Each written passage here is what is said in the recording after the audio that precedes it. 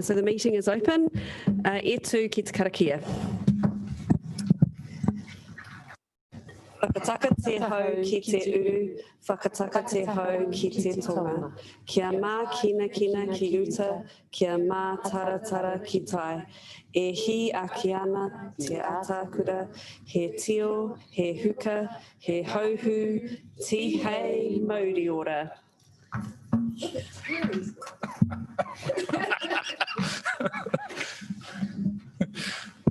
Well, morning everybody. Welcome to people in the room and on Zoom. It's good to see you all this morning. We're going to get ourselves underway. So just confirming we have Councillor Matthews on Zoom, Councillor Pennant, Councillor Calvert, Councillor Wolfe, and I can see Councillor O'Neill as well. So welcome to you all. And we also have one of our public participants here, Robert, welcome, no mai. So I'll just let you know what's happening today. So the meeting will be live streamed as usual. Please let myself or Democracy Advisor know if you intend to leave the meeting. We'll break for morning tea at 10:30 and there is lunch provided at 12:30. If needed, depends how long we take. And just a reminder for those in the room to observe social distancing. You'll observe that the chairs are at least a metre apart, and we're just making sure that we are being careful and taking the provisions required to keep everybody safe. And thank you for those who are at home. That's helping us with our social distancing. We appreciate that. All right. So I don't have any apologies. Does anyone else have any apologies this morning? I'm waiting to be admitted. No, we're all okay. There's no conflict of interest declarations. Are there any?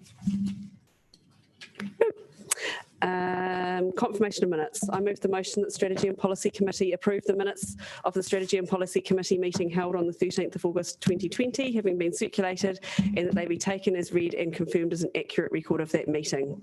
Do I have a seconder? Councillor Matthews.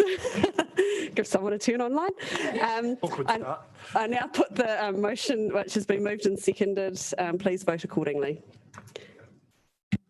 So if you want to raise your hands if you agree. Do you agree to that?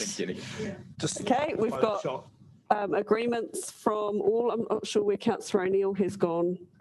Can we let those people in?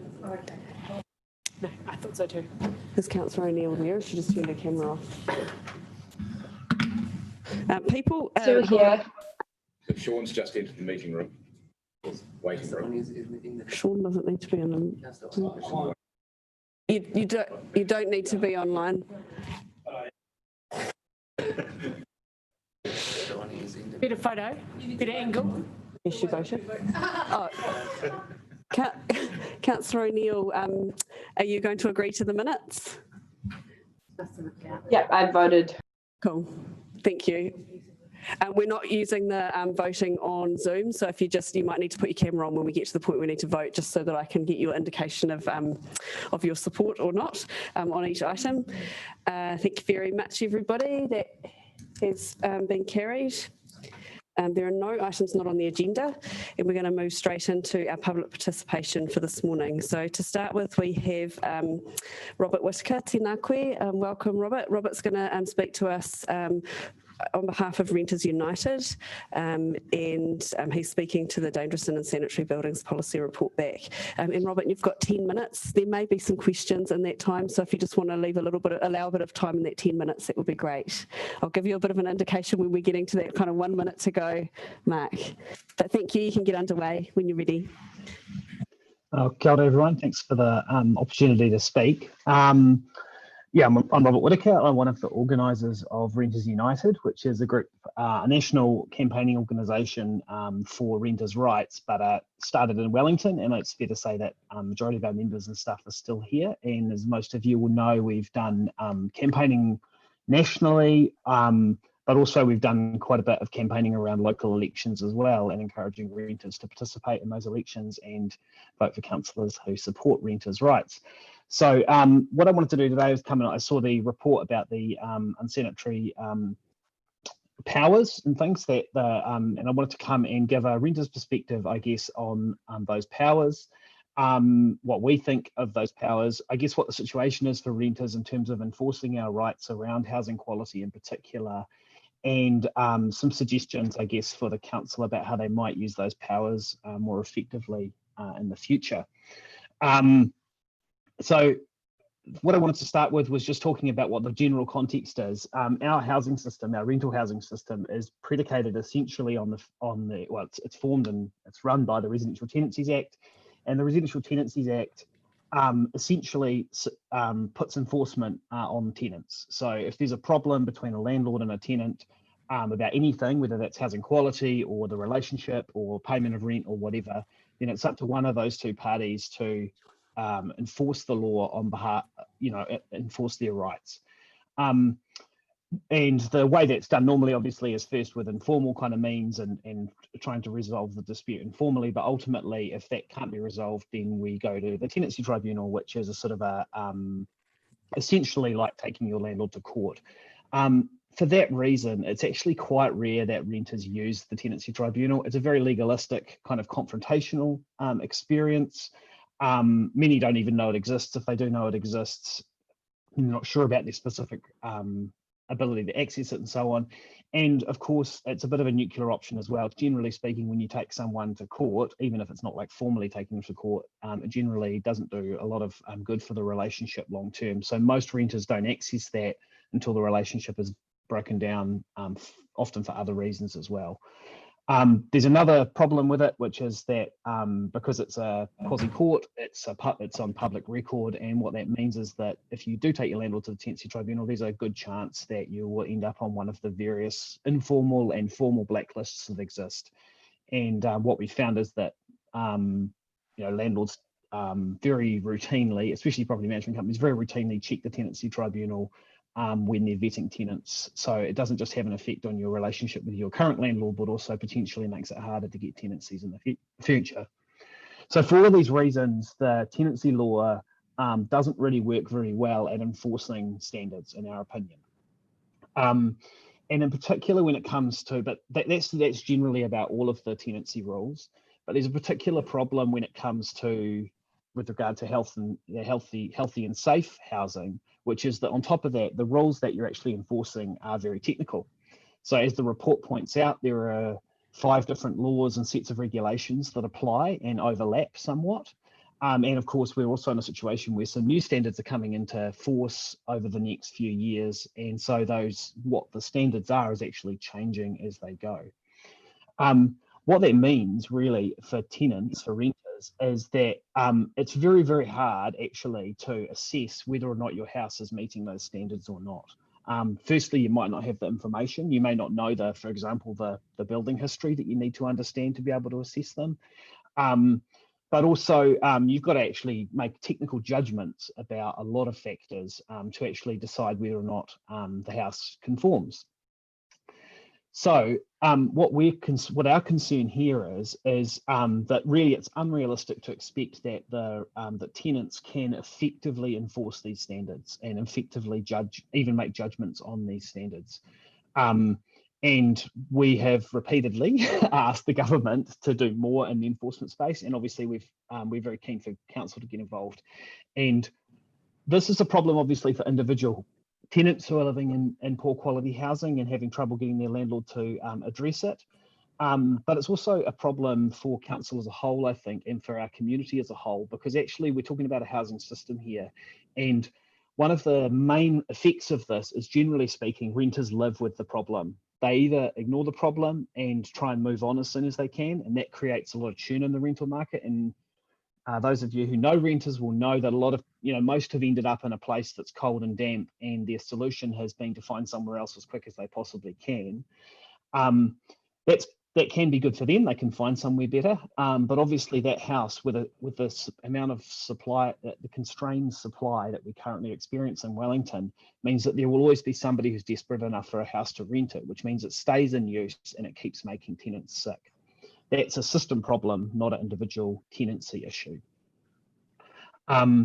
If renters do have a bit more social capital and they are willing to raise things with their landlord and try and get those sorted out, if the landlord doesn't sort those things out, then generally speaking, that's sort of where tenants tend to leave it. They're not generally willing to go to the extent of going to the tenancy tribunal. And although there are sort of formal legal things that stop landlords doing like retaliatory evictions and so on, the reality is most aren't really that willing to take that risk, and it is quite a big risk to do that. So what I see when I read this report from the council is that there is a huge opportunity for the council to help address this problem, and sort of start to crack this cycle of these poor quality houses continuing to churn through the rental market and keep making Wellingtonians sick. And I do think as well there's an opportunity here, not just for council, but also for the CCDHB as well, to be thinking about this. And I would note as well that in the context of you know, a global pandemic of a respiratory disease, improving the quality of our housing is one of the things we could be doing in the long term to guard ourselves against future situations like this as well. So in reading the report, it felt to me that there was an idea there that the status quo, that there's a you know, that if a renter calls up council and gets through the council phone line to the right person on the right day, they can actually get PHO to come and have a look at their place. But my understanding is that that happens very rarely at the moment. And what we would like to see instead is that that was much more available and much more open. There aren't, we think that council should be proactive in addressing the rental stock and looking at it, assessing it, and over time improving it, and taking the focus away from individual tenants having to enforce their rights all the time and take on the burden of enforcing these standards on behalf of the state and council. So we don't think that looking at the powers that are as outlined, one thing that's really critical in addressing this is actually a deep understanding of the housing stock, what's out there, and the local knowledge and how to address it, and what the individual circumstances of each individual house and building and the overall housing stock is. So what we'd like to see is council offering a more dedicated service in this area, something that's firstly readily accessible, that's promoted, and it's free at the point of access for renters. So renters can get somebody to come out and have a look at their house. We ideally as well, to address the issue of landlords getting upset about their having the council called on them. And what we would ideally like is that council actually initiated some of those contacts, so that council actually proactively looks at the housing stock and says, okay, in these areas, these old houses, we think these are ones where an inspection might be warranted, and actually can proactively reach out to the tenants in those houses. We think whatever the service is, you need to involve renters in its design. It's really, really important that the nuances around the relationship between the tenant and the landlord are considered in designing the service to make sure it's actually used. This is one of the weaknesses of the voluntary warrant of fitness that was designed, is that renters weren't really involved in the design of that process, and as a consequence it was very rarely used and wasn't even actually available to tenants directly. The landlord had to be the one who arranged it. About a minute to go. Okay. And what we'd finally like to do, I guess the other thing is we'd like to focus on risk. So focusing on where the worst houses are in Wellington and focusing on addressing those first. So maybe I'll stop there and see if there's any quick questions. Are there any questions, councillors? Online, Councillor Matthews.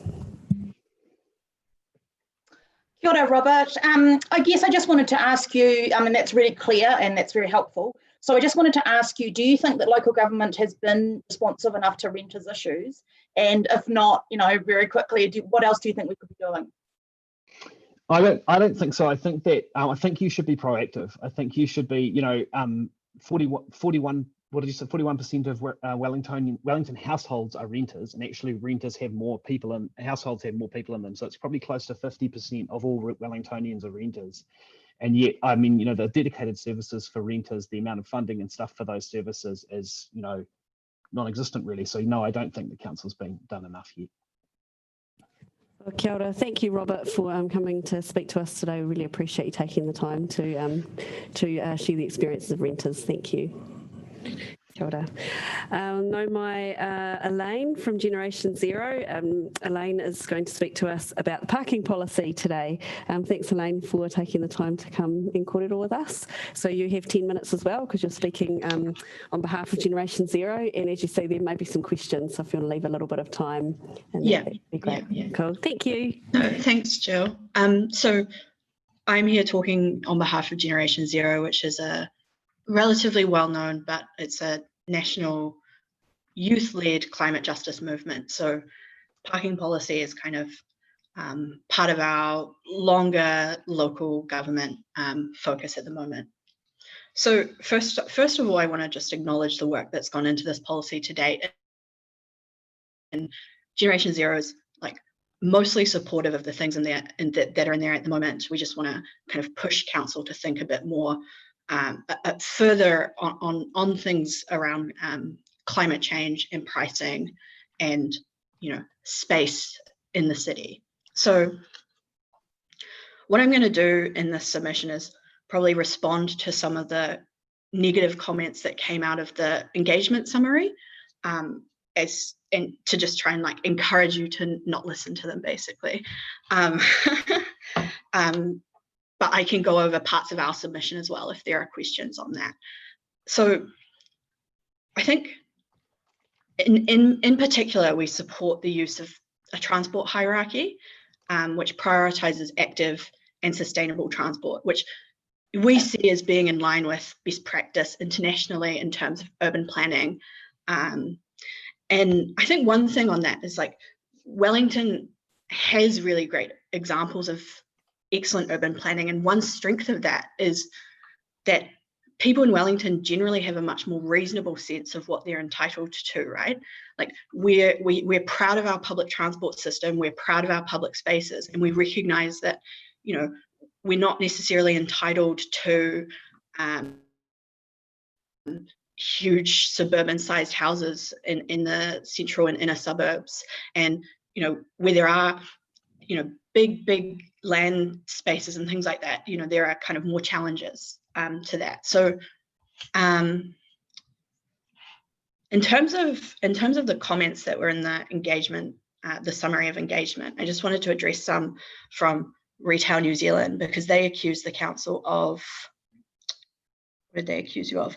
Of neglecting the need for a strong economy, which I think is like actually untrue in terms of this parking policy, because, you know, this is only one part of the council's wider plan to get people moving around the city a lot more. So I think if you consider this parking policy without that a much wider context, like let's get Welly moving, the spatial plan, actually, you know, as councillors, you are doing a lot to ensure that the future economy in Wellington is like diverse, is low carbon, is vibrant, and things like that.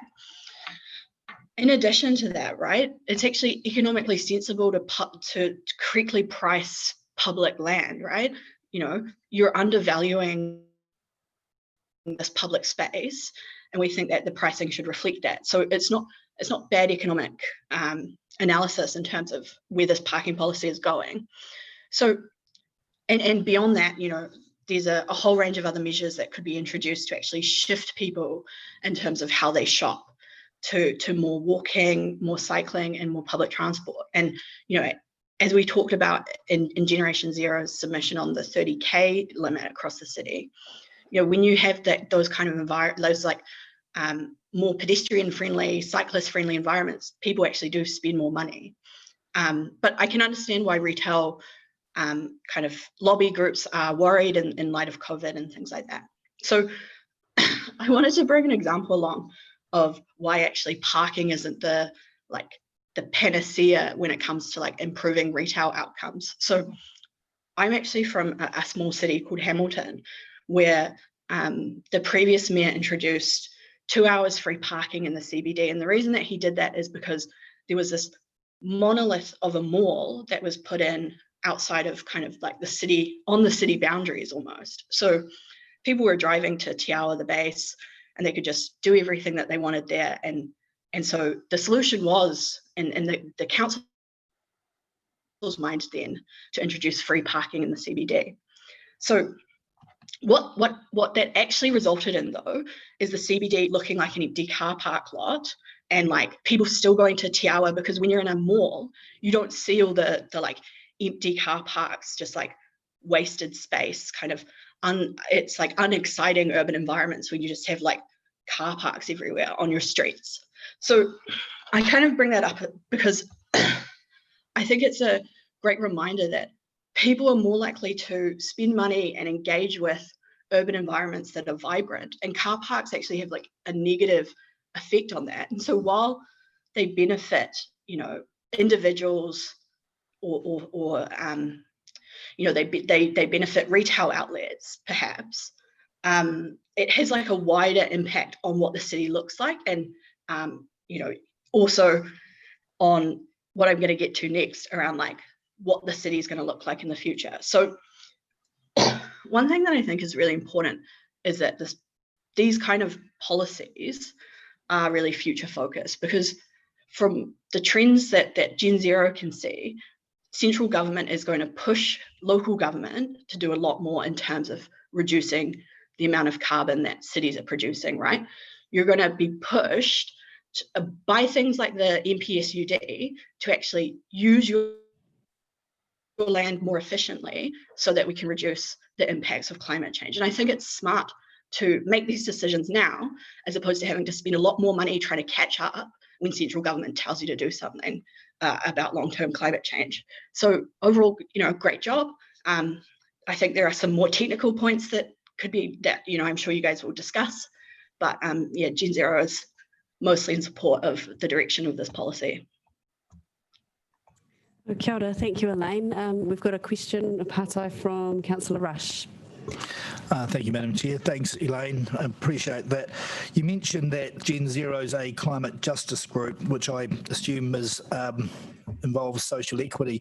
One of the concerns I have is what removal of car parks might do for lower income groups.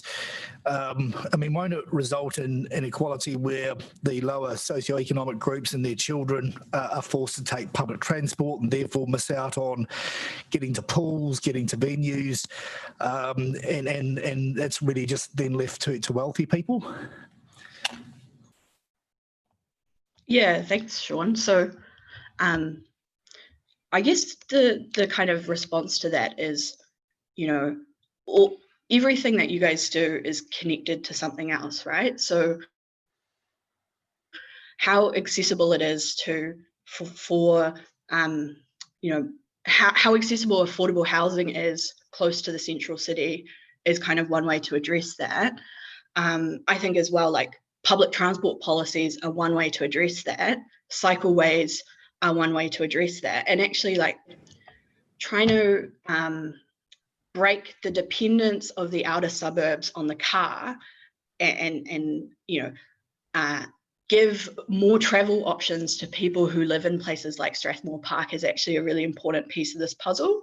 Because if you're someone who lives in an outer suburb and your only option is the car, you're spending a lot more money than someone who could, for example, take the bus, right? So in many ways, like a private car can be a lot more expensive if you compare it to low carbon transport options like cycling or you know, public transport, for example. Thank you. Thanks, Elaine. Thank you. Are there any other partai councillors? Councillor Condi. Kia ora, Elaine.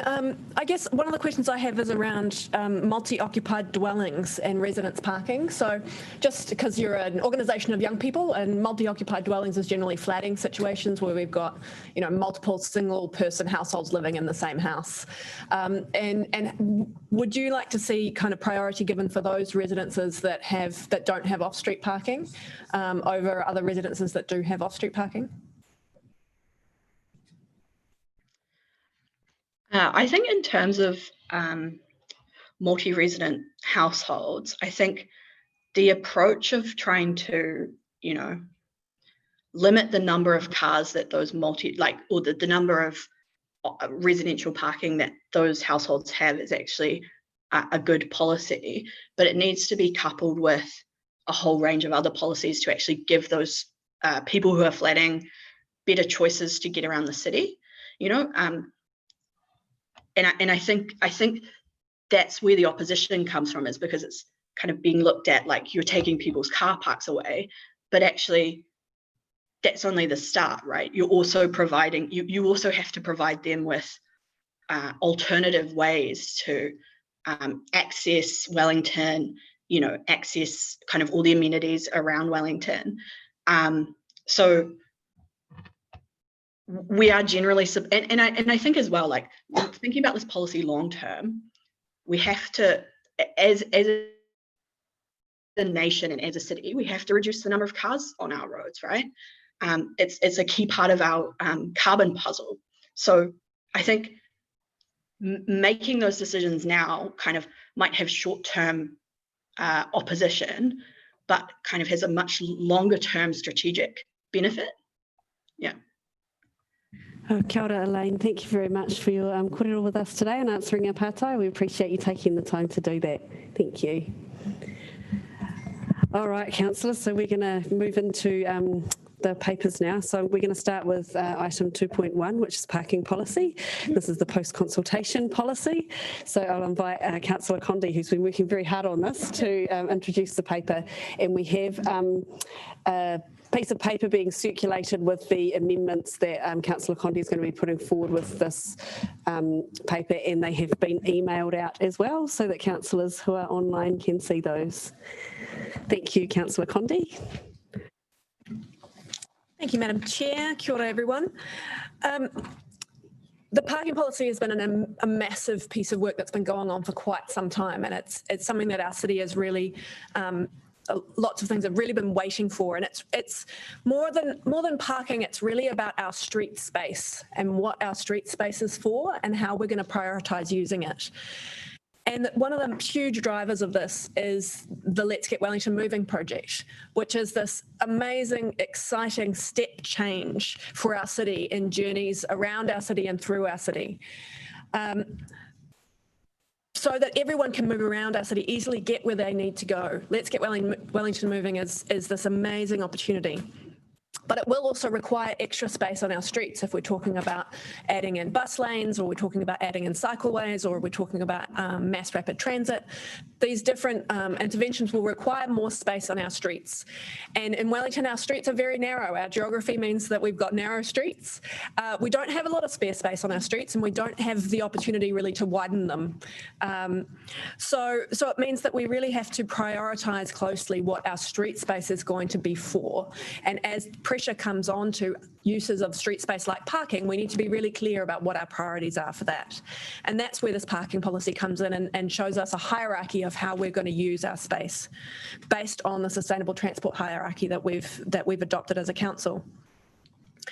And it's really the fundamental principle here is that our streets are public spaces, and we need to prioritise that space for the greatest public good. And that's the fundamental underlying principle here. Our streets are public spaces. And so this hierarchy, it looks at how we're going to get the most benefit for the most people, particularly when they're journeying across our city, but also looking at things like placemaking and how we make our streets pleasant places to be, as well as easy to get from one place to another. As you'll see, there's a number of amendments that I'm bringing forward, all of which our officers supported this morning. And I'm just going to quickly speak to what these quick changes are. So on the numbering's changed since the email I sent you last night. So I'm just going to go through with the numbering you've now got in front of you on your sheet. So numbers 6 and 7 are both about removing any definition of short stay from the parking policy. There are a couple of places where short stay was identified as less than 3 hours.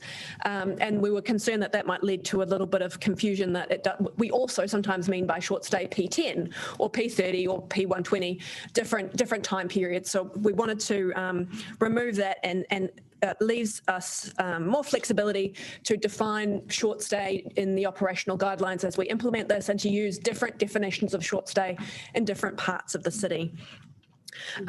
So just to specifically speak to number 7 there, in the original wording it said introduce exponential pricing after 3 hours.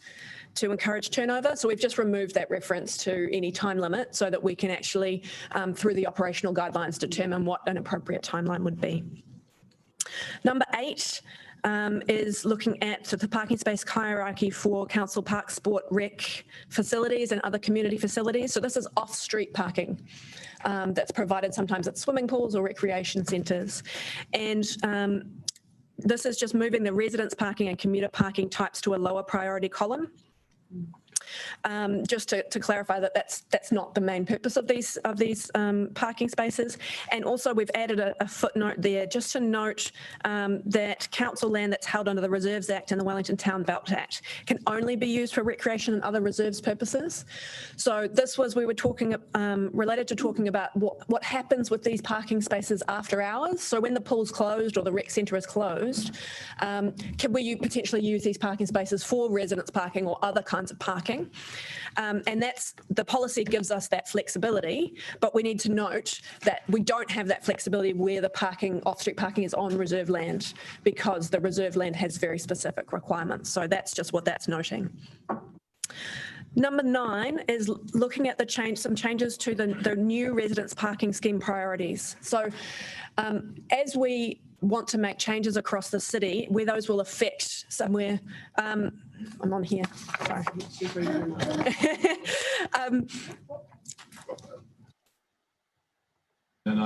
Oh, you want the page in the document?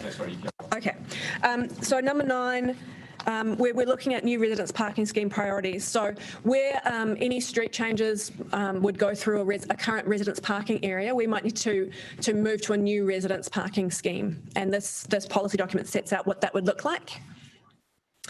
And one of the criteria for this is that under a new scheme, we would only allocate 85% of the available spaces in permits. So if there were 100 spaces of residence parking available, we would only allocate 85 permits to ensure that there's always space for visitors to come and use those spaces, for turnover and all those sorts of things. So because we're putting a cap on it, we need to decide who gets those permits first, and we will award all those permits up to the limit, and then we won't award any more than that. So there's a number of changes that are proposed here. One is around mobility permit holders. So this came about, I was thinking about multi-occupied dwellings in particular, and what if there are 2 people in a flat who both have mobility permits? Do they have to wait, which is quite possible. So particularly given that we know accessible housing is like hen's teeth around the city. I didn't want those people to have to wait until the round of issuing second permits to be able to get another permit. So this basically says that mobility permit holders can get as many residence permits as there are mobility permit holders in that household. So if there are 2 mobility permit holders in that household, they can get 2 permits. If there's 3, because it's a flat, they can get 3. And that's all the first allocation. The next change there is about so 2 and 3 and 4 and 5 are all as they were in the document. And then the change here is to make some second permits priority. So before we go on to issue more first permits to other types of dwellings, there are 3 types of dwellings that would get priority for a second permit.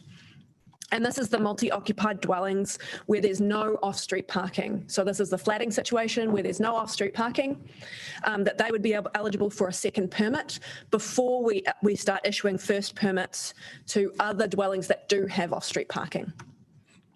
The other thing here is also businesses within the zone with no off-street parking would be eligible to apply for a second permit before we start issuing first permits to those with off-street parking.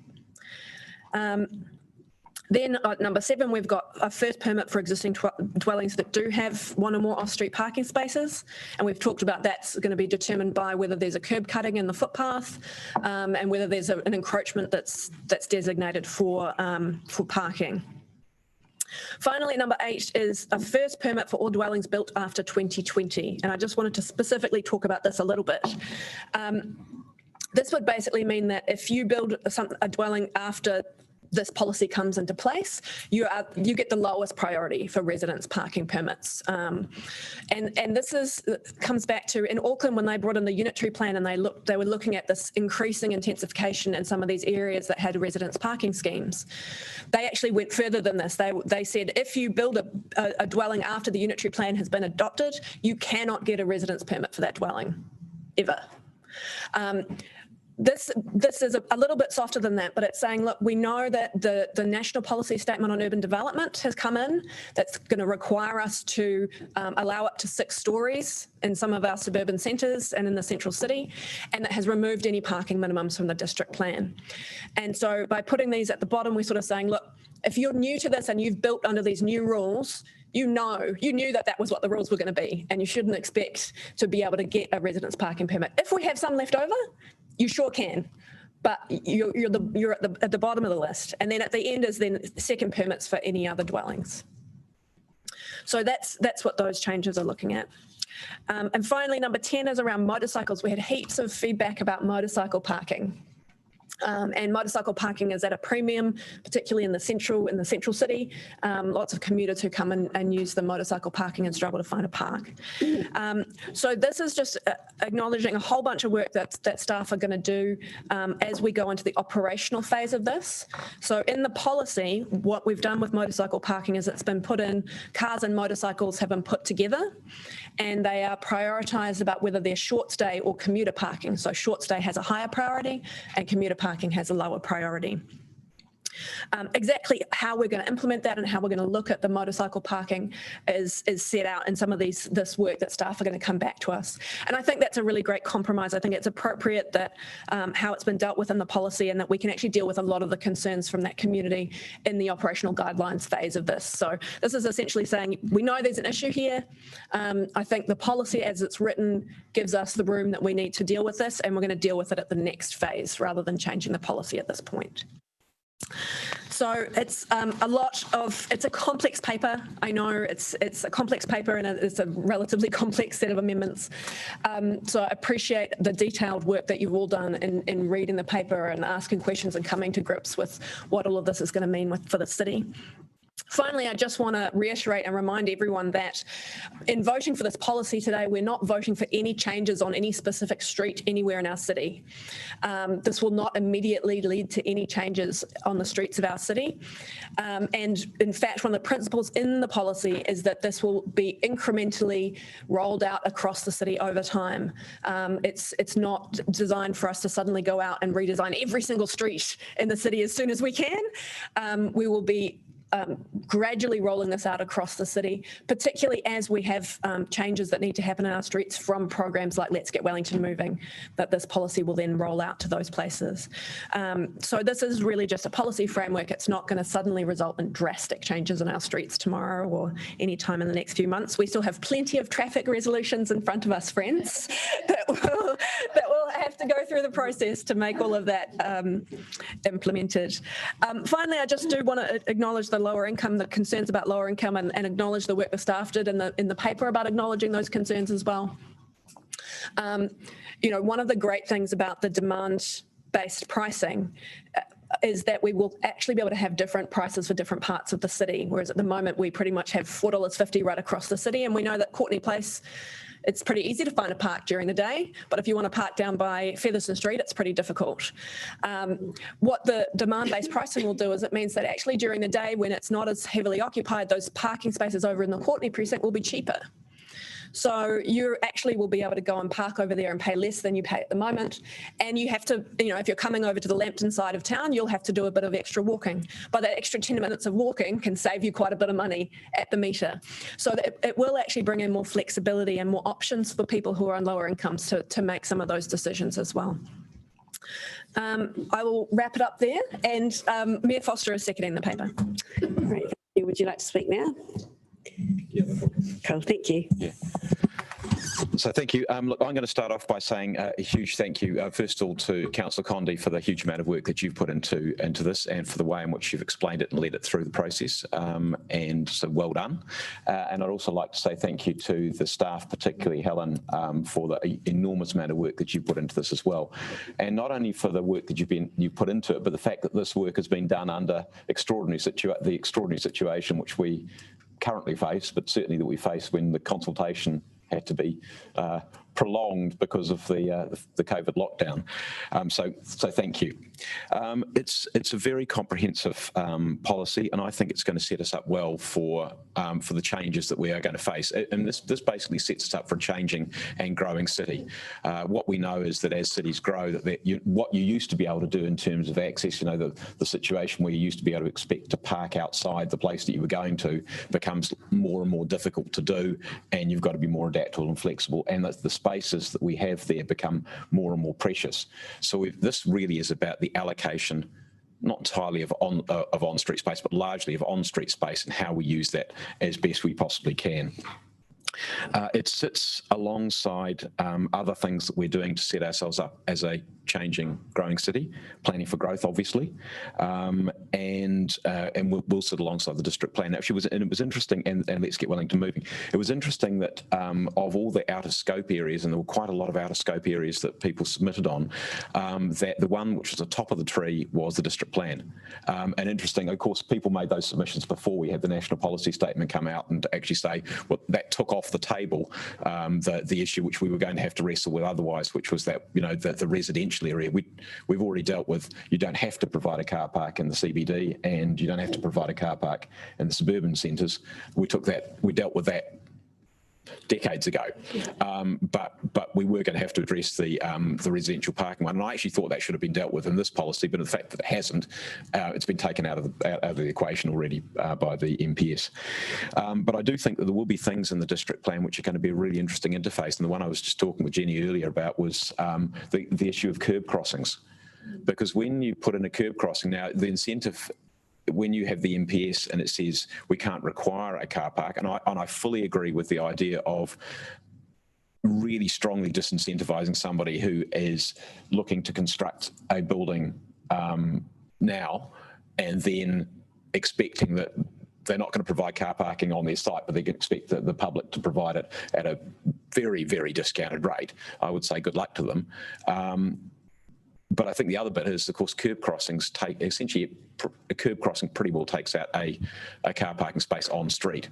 And so I think that as we think about our district plan, that's one of those sort of details that we probably ought to think about saying, well, if we can, we should be encouraging the amalgamation of curb crossings so that, a single curb crossing services multiple dwellings if possible, rather than every individual dwelling potentially having its own one because they choose to, and then takes out a whole area of public space, because the public space ultimately is much more valuable.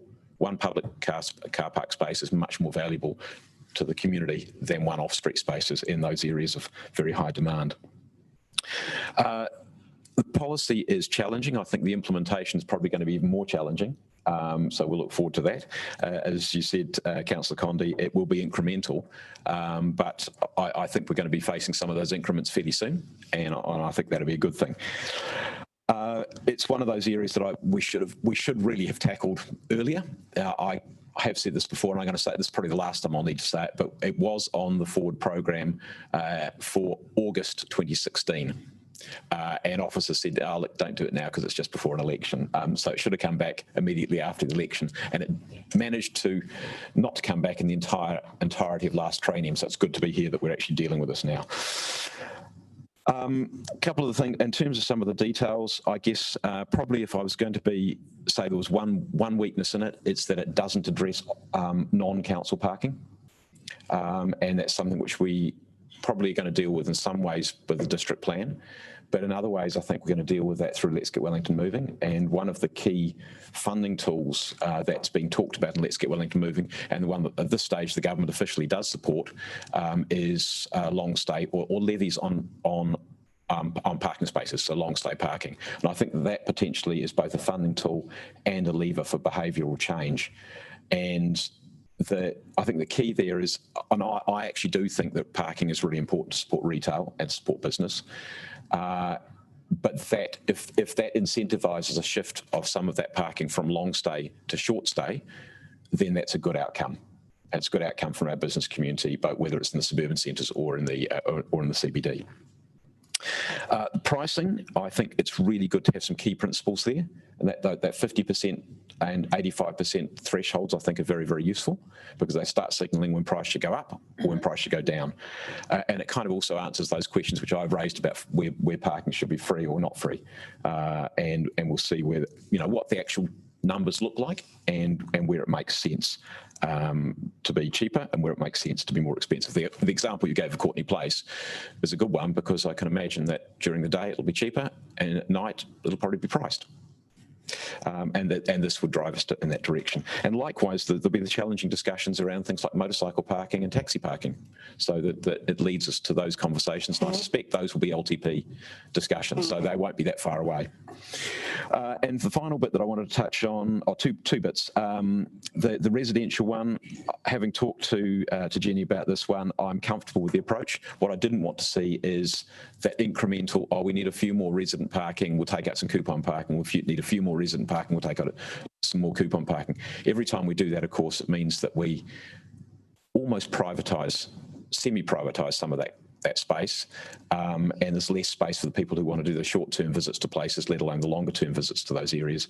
But also, it also costs council significant money. The interesting bit out of this is going to be how much all of this costs or gains council financially, and I don't think we actually know. But I'm encouraged that what this will do is it will actually lead us to essentially implement new schemes rather than have lots of little changes. And the final thing is, I think we also need to think about this in a regional context. And so one of the things we often think about is within the city, this is the area where it's transport and parking and urban planning, which we often think within our own city boundaries, but what happens outside our city boundaries will have a profound effect on all of these things as well. So that's one of the things I think we need also to think about. So good to see good support from our community to this, and very happy to support the paper. And again, well done, Jenny, well done, Helen, for all the hard work, and well done everybody else who's supported you in doing that. Does anyone else want to speak to this? Deputy Mayor Free. Yeah, I'd also just really like to thank the staff, because this has been a huge work, and also Jenny, and just reflect that even though nothing came to the table in the last triennium, this work has been ongoing for quite a while. So once again, just acknowledge Chris Calfee-Freeman's efforts in this area, because it's got easier and easier over time to actually make the arguments that we're making in the parking policy about prioritising a hierarchy of needs for our streets. And Chris actually did quite a lot of the early fronting of these issues. So, of course, Jenny very capably stepped in, and I was really amazed at how well and clearly you explained it. Congratulations. I think it's really important that we see this as a framework to help guide some of our difficult decisions for the city. And they are going to be transformational decisions we're going to be asked to make, and they won't be easy. But with the solid understanding of what we're doing and why, we'll be able to make those difficult decisions. And I saw this in play the other day when we were at the Regs Committee, and we had to actually make a decision about a bus bus stop designed to pick up children at school. It was going to inconvenience the residents. They were going to have their vehicles out of the way. But the useful thing was that it was perfectly clear that was the best option for that piece of street, given the needs of the city. And then working our way down the priority list, it became clear what we actually need to do is to look into some residents parking somewhere else to support the residents. And I think, these are the kind of decisions that are going to be difficult to make without some kind of framework, because apart from anything else, sometimes you've got to say no. You've got to know when you're saying no.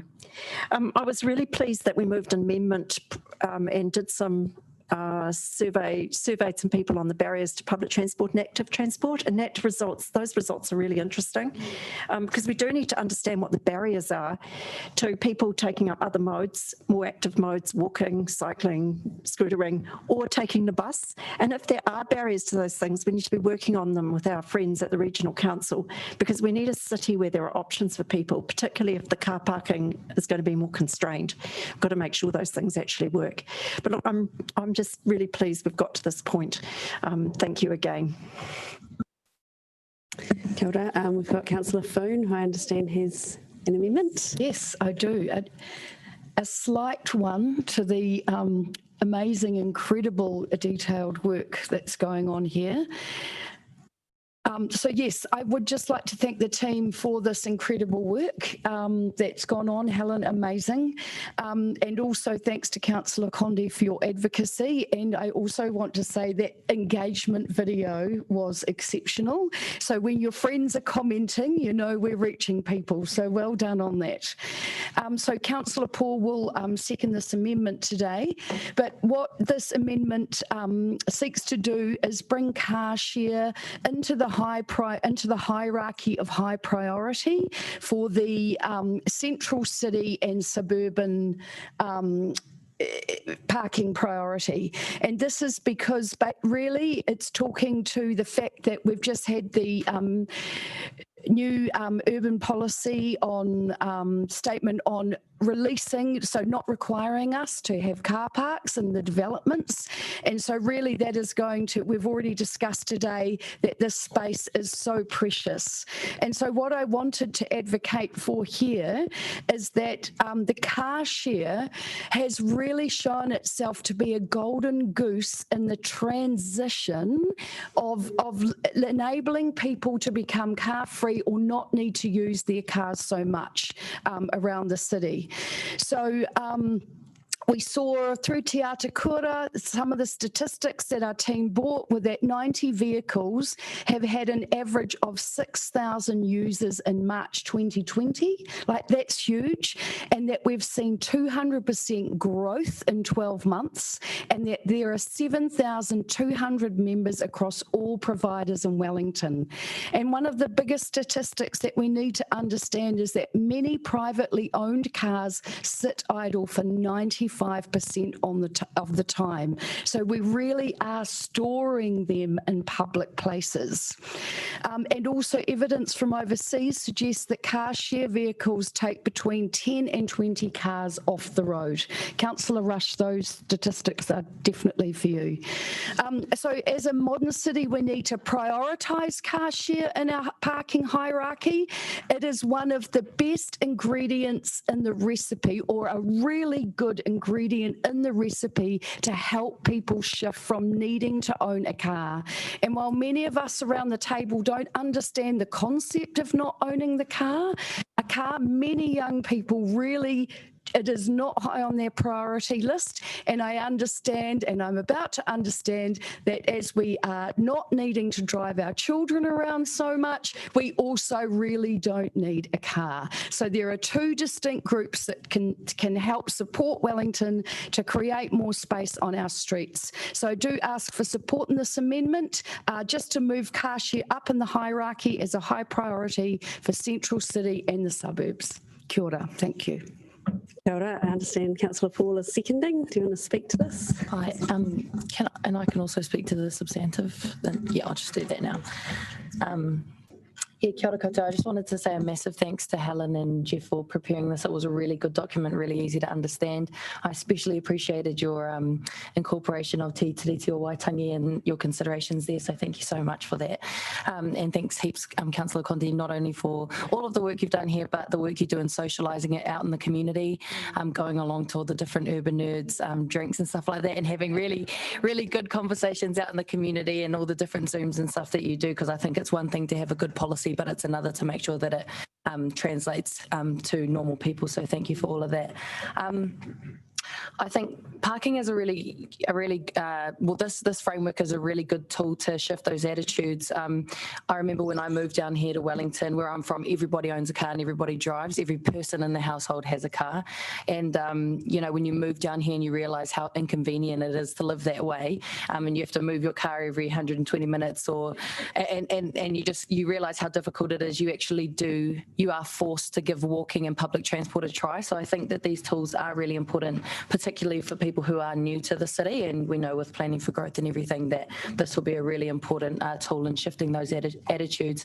I think we're kind of working against the trend in that with the bus changes last year, was it last year or the year before, lots of people actually bought cars, and I know of people who bought a car for the first time in their life because of the way that the buses complicated their lives. So I think we are working against that trend, but this is a good step in the right direction.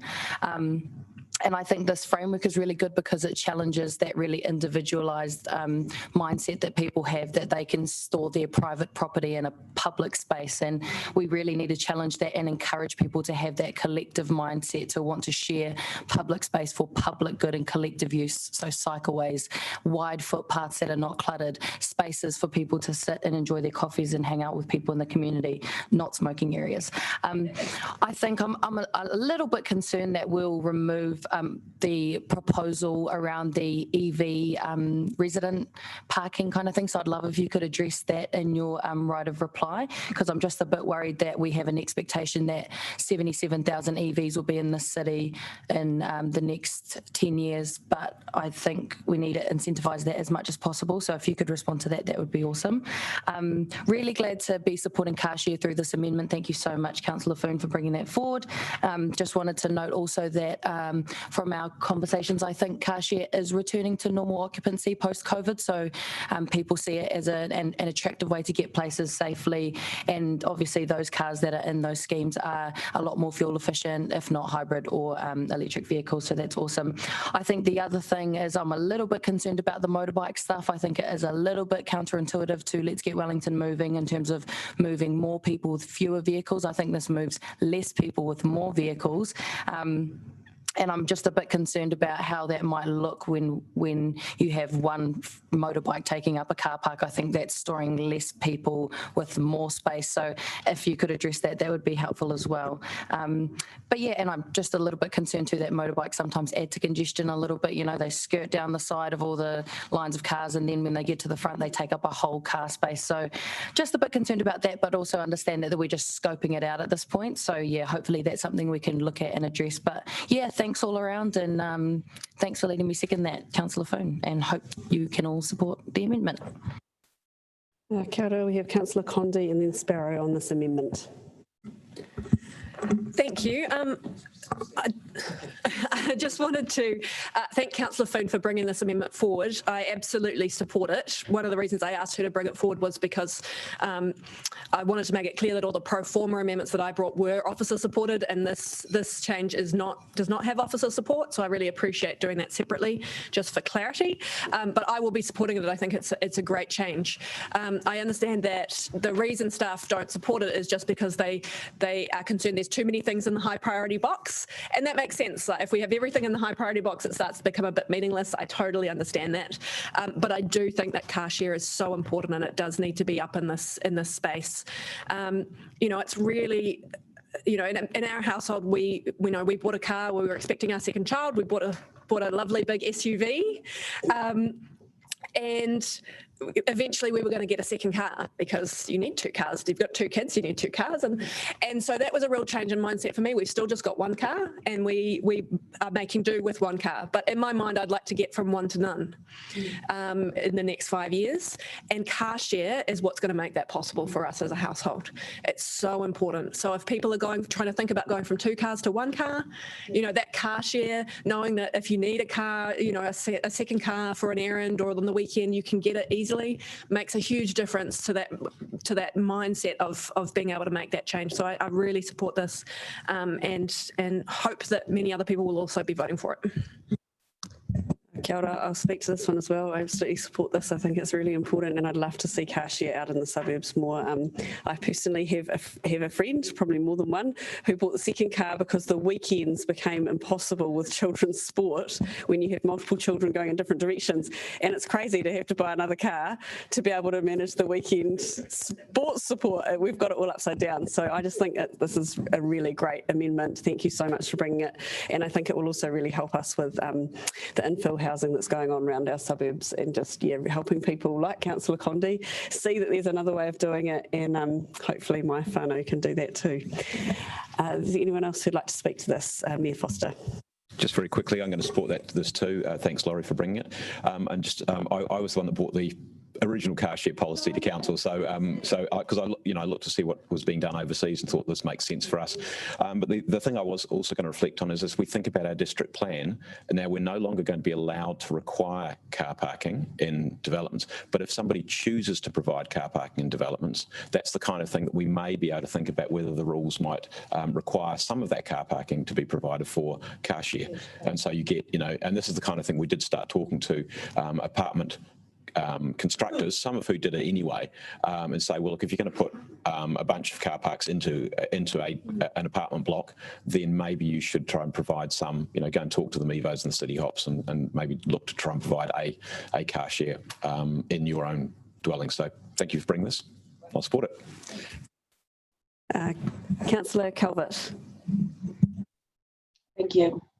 I'm not going to support this amendment. I appreciate the sentiment, and I appreciate that lots of people are very, I suppose, happy not to see cars on the road.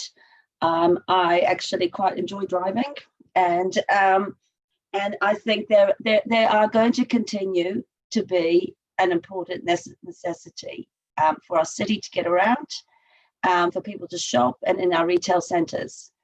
And I think if I could have accepted the amendment, it was just for the central city, where it's often parking buildings, etc. But in suburban centres, we're talking about suburban centres, we're talking about our retail areas, and we're talking about how people will go to them because they can make parking easy.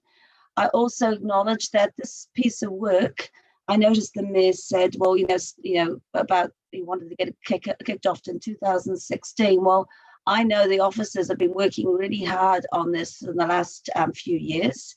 It started under Councillor Calvi Freeman and followed through by Councillor Conde. So there's been an awful lot of engagement that actually has gone on with this piece of work. And I know the officers have listened hard to what the people have said. And so I know we all round this table will have our own individual views and what we would like to see. But I do look at what we went to consultation, we listened to what the people have said, and this is what the officers have pulled together and to fairly reflect what our consultation said. So I feel that this is going against what our feedback was in terms of all of that. So that's why principally I can't support it. I will just talk also very briefly about the entire paper. I just acknowledge the huge amount of work and engagement that's gone on this. Like any policy, you can't please everybody all the time. But I am getting increasingly concerned on this poor rhetoric against vehicles and the references to the draft spatial plan and that big one-size-fits-all national policy statement on urban development that came out from government last month, which is actually going to tear the heart out of a lot of communities, and not people are recognising that at the moment. I know there's comments about let's get Welly moving, and it's amazing. Well, actually, I don't think it's amazing. I think the stuff that we're doing is not about let's get Wellington moving. I know people have brought it up, but we don't need to go into great big swathes. Okay, well, I'm not. But what I'm saying is that this piece of work reflects on our it's our streets, and it's for us to control our streets, and it's for us to enable our bus priorities and all the other priorities that we say. So I never brought up the reference to let's get Welly moving in the first place. I'm just responding to the comments that have been made previously, and they were allowed to have been made. So given that the officers have given approval for the additional amendments put forward by Councillor Conde, I will be supporting those, but not the ones put forward by Councillor Foon. But I appreciate the sentiment and where they've come from. Thank you. Councillor Rush. Thank you, Madam Chair. I guess, approach this particular amendment with an open mind. I guess my concern is that it's quite new, a new sort of business model, and the amendment isn't really clear exactly what is car share and what are the limitations. And it does also seem to provide a real tailwind to those operators that are currently in the mix. And that is a bit of a concern for me. That's sort of a state aid sort of point, which is a bit of a legal one. So I guess I'm also concerned that officers aren't supporting it, Councillor Foon. I see the merit. I think it's novel though, and perhaps it's something that might be brought back another day.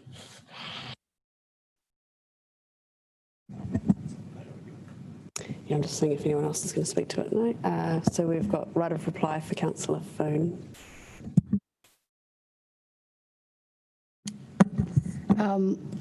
Kia ora, everybody. Thank you for the comments and thanks for bringing the open mind. Councillor Rush, always appreciated. And thank you, Councillor Calvert, for your comments. The interesting thing about car share is that it enables people to really enjoy driving a car. And actually what we need to offer people going forward are easy choices. And it is a fact that when you make something easy, convenient and fun, or add on your own objective at the end, you know, that helps people to take up these transition into these new systems. This is systems thinking about how we're going. We need to transition away from the current system, not everybody and not all of the time, but we need to find other ways to make that transition easier. An example of this is in my last job, I regularly needed a car to cart wine and beer around to events. And so once, yeah, I know, but so once, essential services, exactly. So once a week I needed to bring my car into the city. It meant I was taking a car park for a whole day in the city. And then when the various car share opportunities turned up, it was actually easier for me to not bring my car, use the car share service, transition the products around the city, get the products back to where they needed to be, and then I could jump on my bike and cycle home. And what that actually meant was I was able to do my job, but also leave one car park spare for somebody else that really needed it. Car share is also good for business and local business, because once again it's providing choice. So if you do want to go and buy new bed sheets or linen or things that are just a little bit too hard, you can have other ways to get into the city, but then you can take those products home in the car. So this is what it's enabling, different systems. And also as portfolio holder for the sustainable businesses, why wouldn't I want to see businesses that were leading us to a low carbon future succeed, Councillor Rush?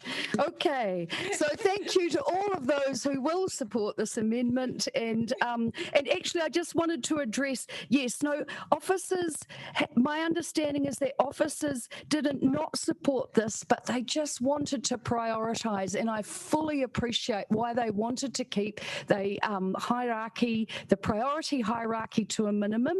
But I really have brought this forward because I strongly believe that car share is a great thing to prioritise in our city, to enable a transition to low carbon transport and create more space in our city. Thank you.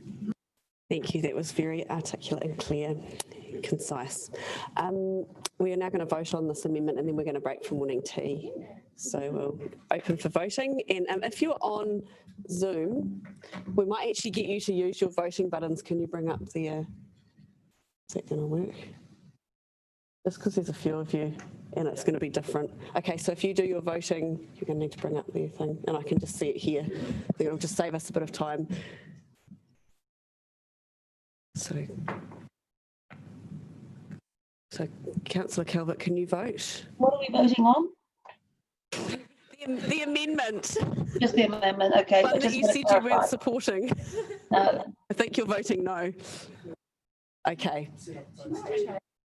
I don't think so. Right, so they've all voted. So so there were four, and Councillor Calvert was against. Oh. 3 against. Cool. Okay, thank you very much. So that was carried. What we'll do now is we'll break for morning tea. We'll come back at 5 to 11. So 5 to 11, we'll see you back here. Thanks.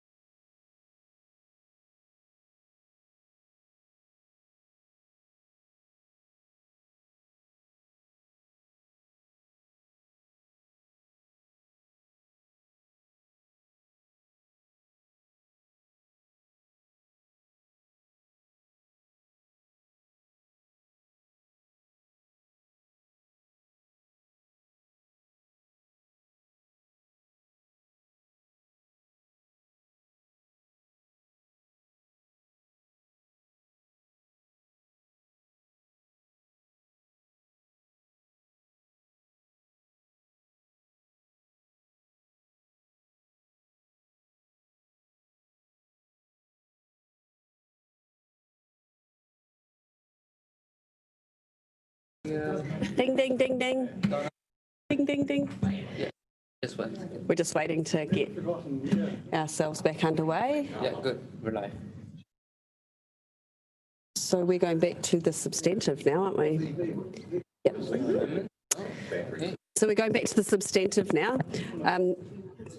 We're just getting underway again. Mayor Foster, Councillor Sparrow, Deputy Fair Free. I feel like I'm having to use my teacher. Yeah, calling out names works. Wow. Staying calm, smiling. Next person who was going to speak, and this is to the substantive, is Councillor Matthews. Kia ora koutou. I would also like to start by thanking officers for all of their work on this paper, and particularly to single out Helen for her patience and persistence for getting us to this point. I'll speak briefly to the today's amendments and then onto the paper that we originally had. I would like to thank Councillor Conde for the care and attention you give to the issue of mobility parking, and actually that, you know, the concept of that flat share with multiple permit holders, you know, I know people exactly like that, and I think it is more common than we think, partly due to, as you identified, our lack of accessible housing. So that is a really great amendment, and actually I support most of your amendments, but I do have a bit of a niggle about the one to limit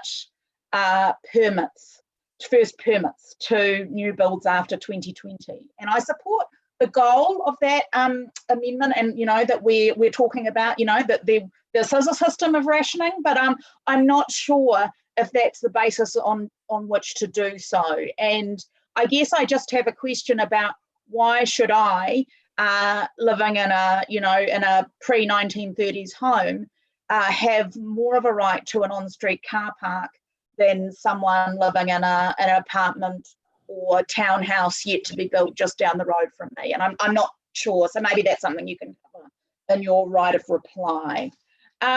So onto the main policy, I'd have to start by saying I don't normally love hierarchies, but this one I'm quite into.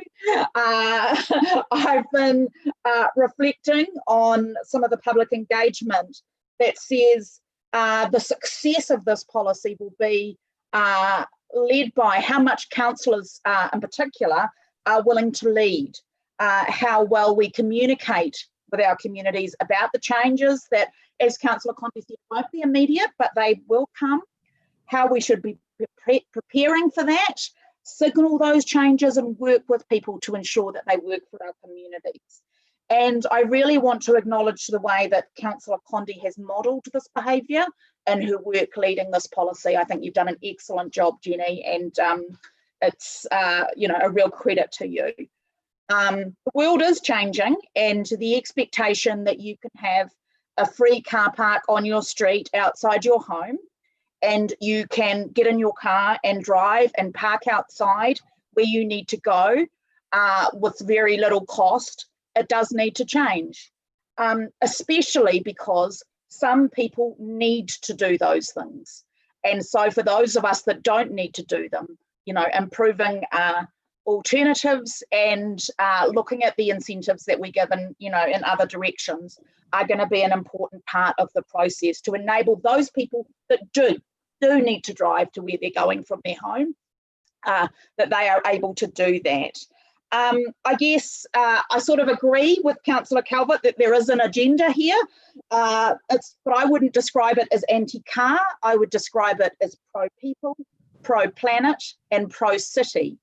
And that many of the people who are resisting those changes, who I suspect would resist those changes, at least pre-COVID, would be visiting the cities overseas and admiring cities and enjoying them that have gone through the very changes that we're talking about, both with parking policy, Let's Get Wellington Moving, spatial plan, and all of these things. Vibrant cities, economically thriving, great food, easy to get around, great architecture, all of those things. And, you know, it is connected to parking, and parking is one enabler about how we can use our street space in the best way for most people. And I guess I just wanted to reference Paris in that, you know, anybody who kind of will Google the sorts of changes they've been making in Paris will know, you know, what is that sort of modern, vibrant city for people can look like. And I just want to end with quoting a quip that someone made. It was about planning for growth, but I think it applies in this case as well. And I never thought that I would say this about a parking policy, but I think what we're doing is in small part enabling Paris here in Wellington. Thank you. Well, it's lovely. Councillor Sparrow, over to you. My thanks too for all the work that has gone into this, and I can see what we are trying to achieve here, and I'm mostly supportive of it, because after all we are looking to the future needs of our city. There's a but coming up here. But, however, we do need to continue bearing in mind that the harder it is and the more expensive it is for people who live in the suburbs to get into town, the less likely they will want to do this. And I am getting some of this feedback coming through to me from, well, middle of the road people, if you like. And I know we drive on the left. Very good.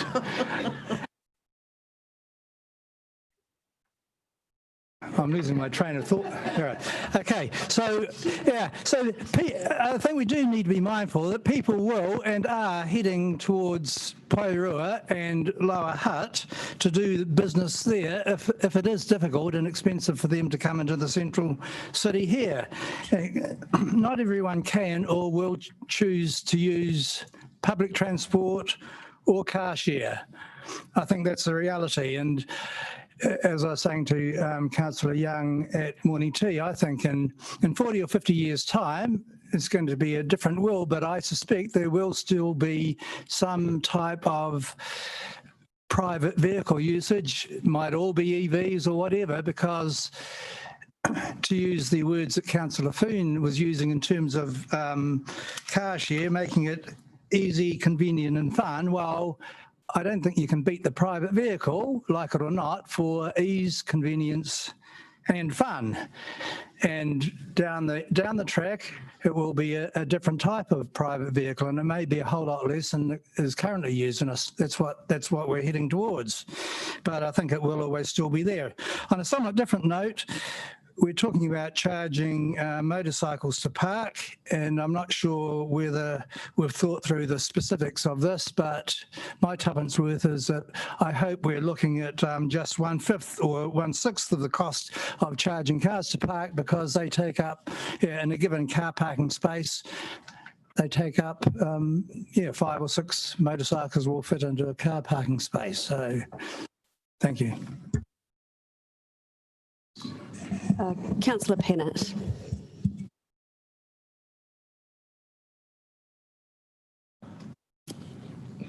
Thank you, Councillor. Thank you. Sorry about that. I'm just trying to navigate with my screens. Thank you, and it's nice to see you all. Look, I don't want to repeat all the excellent points that people have made, so I'm just hoping to make some new comments, except to say thank you to the staff for doing a great job, and also to Councillor Conde and the former Councillor Calvi Freeman for their leadership. This really, I think, is a key plank in our climate change strategy, so it's really fantastic to see it here. So thank you very much for all of that.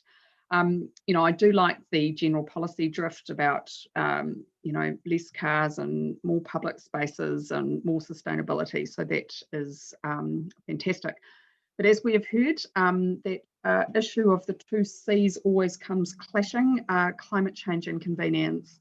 And obviously from my perspective that I will come down on the climate change side, that we have an urgent issue, and resolving parking and transport issues is absolutely critical. I'd like to thank officers for highlighting the fact that those on low incomes tend not to drive. Now, some may see that as being a a significant issue, and I agree that there will be some problems arising from that, but it also does highlight why it's absolutely critical for equity issues to make sure that public transport is affordable, reliable, and that there is good walking and cycling infrastructure. I think that is really helpful. The one concern I'd have about this policy is that residential parking is given priority in the inner burbs. This is a significant change.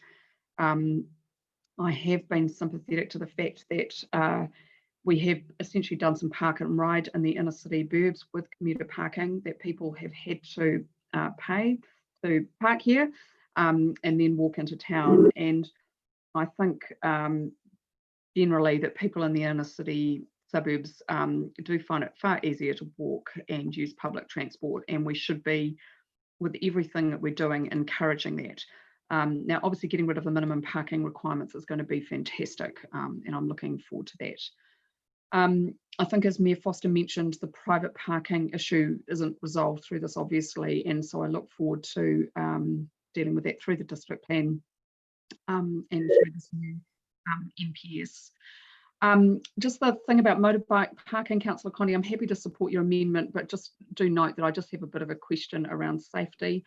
I think motorbikes can potentially be an excellent transport choice if they are electric, but I think the advice that we heard from officers was that there are some concerns about whether they're safe enough. So I would like to see some more advice about that before we actively encourage more people to come in by motorbike. And saying that, I hear the concerns of the motorbiking community, and obviously people do feel that they can use these vehicles safely. Just a couple more points. I'm glad that we're seeing some changing in thinking around families, but I do think we need to keep working on making it easy for families to use sustainable modes of transport. It is possible to get to many places around our region via public transport, and we should be encouraging carpooling to get some of that traffic off at the weekend. I would possibly have a bit of a concern about the incremental change too about this policy, and also how we're going to pay for that. That hasn't been an issue that's been raised. We need quite a lot of technical change, and you know, like when we have to put that up against all the other things we're going to pay for, how will we pay for it? But you know, from my perspective, it is absolutely critical that we do invest and that we get that change that this policy is driving at within the next 10 years, because we are supposed to be in a much more sustainable place by 2030. And to hopefully make Councillor Free's heart sing, this will only work if there is good public transport. And so obviously there are other partners in the game here too that must do their job. If we're going to get people out of their cars, the public transport has to be amazing all over the city. And while it's good in many places, it's we're still a way off achieving that goal. So we need to keep putting that pressure on ourselves and the government and for the regional council to deliver in that space. But thank you very much, everyone. It's good to finally get this through. This is a real achievement, and we can really say we've done something good for the climate today. Thank you. Kia ora, Councillor Rush. Thank you, Madam Chair. I do need these glasses. So first of all, outstanding work, Helen and team. A very, very complicated document, and commend officers for putting together and my colleagues for being able to read it. I'd also like to thank Councillor Condy for her hard work here. In particular though, when I saw the number of amendments this morning, my heart sank, having not had an opportunity to really understand where they were going, but you really explained it in a way that I could follow, and broadly understood the value of those amendments. However, I'm still in two minds as to whether this policy is right for us right now. It seems to me that we're using parking policy in order to achieve low carbon emissions, but in reality, these parking will only have a marginal benefit. Cars really aren't going anywhere. But here's something that might hearten you, a real step change. Talking with Coventry Cars in Lower Hutt, big shout out. Their July sales, 91 second-hand cars sold, 76 were hybrids or EVs, 15 petrol. They effectively are not taking petrol cars anymore for trade-ins. So you got an 85% sales of electric vehicles. We could be having a zero carbon commute in a very short order if that is replicated across Wellington. So that's a real step change in your emissions profile. I think as a consequence that there is something fundamentally wrong with the approach that takes the most efficient and widely used transport method and mode and makes it less accessible. I have a real issue with this. I'm also concerned that, but I do understand that consultation was constrained as a result of COVID. But I do know that parking has been very controversial in the Eastern Ward, in particular Miramar, where there has been zoning there. And unfortunately, we weren't able to get a public meeting out there to test the electorate. Finally, Madam Chair, you're going to let her just interrupt like that? Sorry, we'll just keep going. Thank you. Finally, when this policy was first mooted for review, I think late last year, maybe early this year, God, it seems so long ago, it was expressed as being tied and connected to Let's Get Wellington Moving, the need to rationalise parking space along Cambridge and Kent Terrace into Newtown and so forth. And I believe that does need to be integrated with Let's Get Wellington Moving, but it's not clear where Let's Get Wellington Moving is going. And I've been very concerned that short of an election, we are unable to understand. Comments related to parking, if you can. Well, we've been shut out, right, as a consequence of an election. Anyway, my point being, Madam Chair, is would it hurt to defer tabling this paper for 4 to 6 months until we have more clarity around the direction of Let's Get Wellington Moving? That is the point that I'm making there, and hopefully that's acceptable. So those are my points. I really do thank Councillor Condi. The little trade we did at the beginning of the triennium for I took water, you took transport, I think that's worked out well. And thanks very much to the team. Kia ora, thank you. Councillor Young.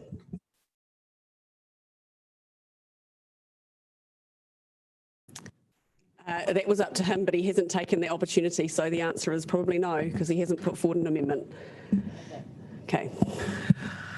All right, so this is quite a conflicting argument for me. I have to say, I think I'm the only councillor who relies on residents' car parking, and if you think I get a park outside my house, you're dreaming.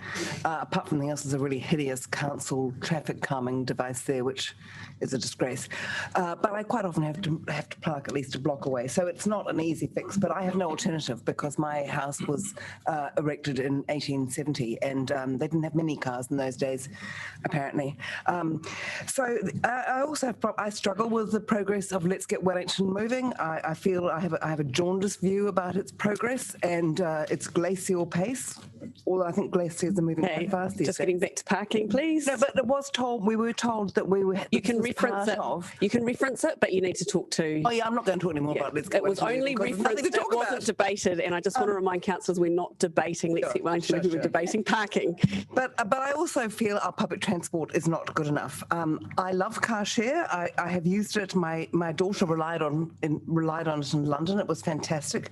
There was nearly always a car, but actually, because public transport doesn't work when you've got babies and prams and groceries and shopping and a husband who can't carry it all, nor she, nor grandmother. But actually, after a while, car share didn't work for them either because, you know, you have to have your car seat and then there wasn't a big enough car or that kind of thing. So they finally, in desperation, bought a car. But I do think car share is fantastic and I have always been very supportive of it. So I can kind of argue this one both ways, but I think there comes a time when, and my siblings may well well kill me, but I think the city has to show leadership over this kind of thing.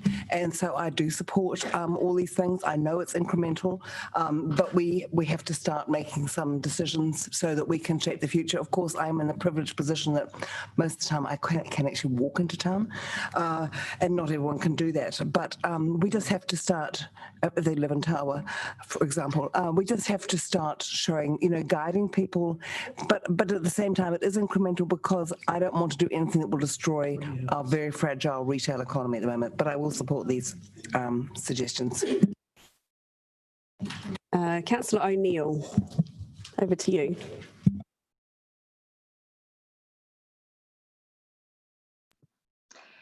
Thank you, councillors. Just briefly wanted to talk in support of this policy and some of the fantastic work that our officers and our current lead, Councillor Jenny Condi, have done in forming this conversation as well. And I wanted to acknowledge former Eastern Ward Councillor Chris Kelby-Freeman and his work for this too.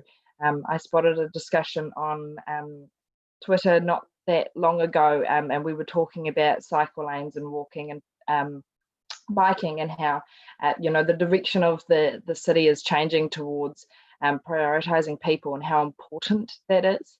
And Chris replied, somebody said, Chris, not every single person can ride a bike or walk. And he replied saying, well, not every single person can be expected to travel by car all the time. And I think that was an interesting sort of way of looking at things as well, is that the future isn't currently geared for every single one of us to have our own private vehicle between us, and that we are changing and growing in that direction as well.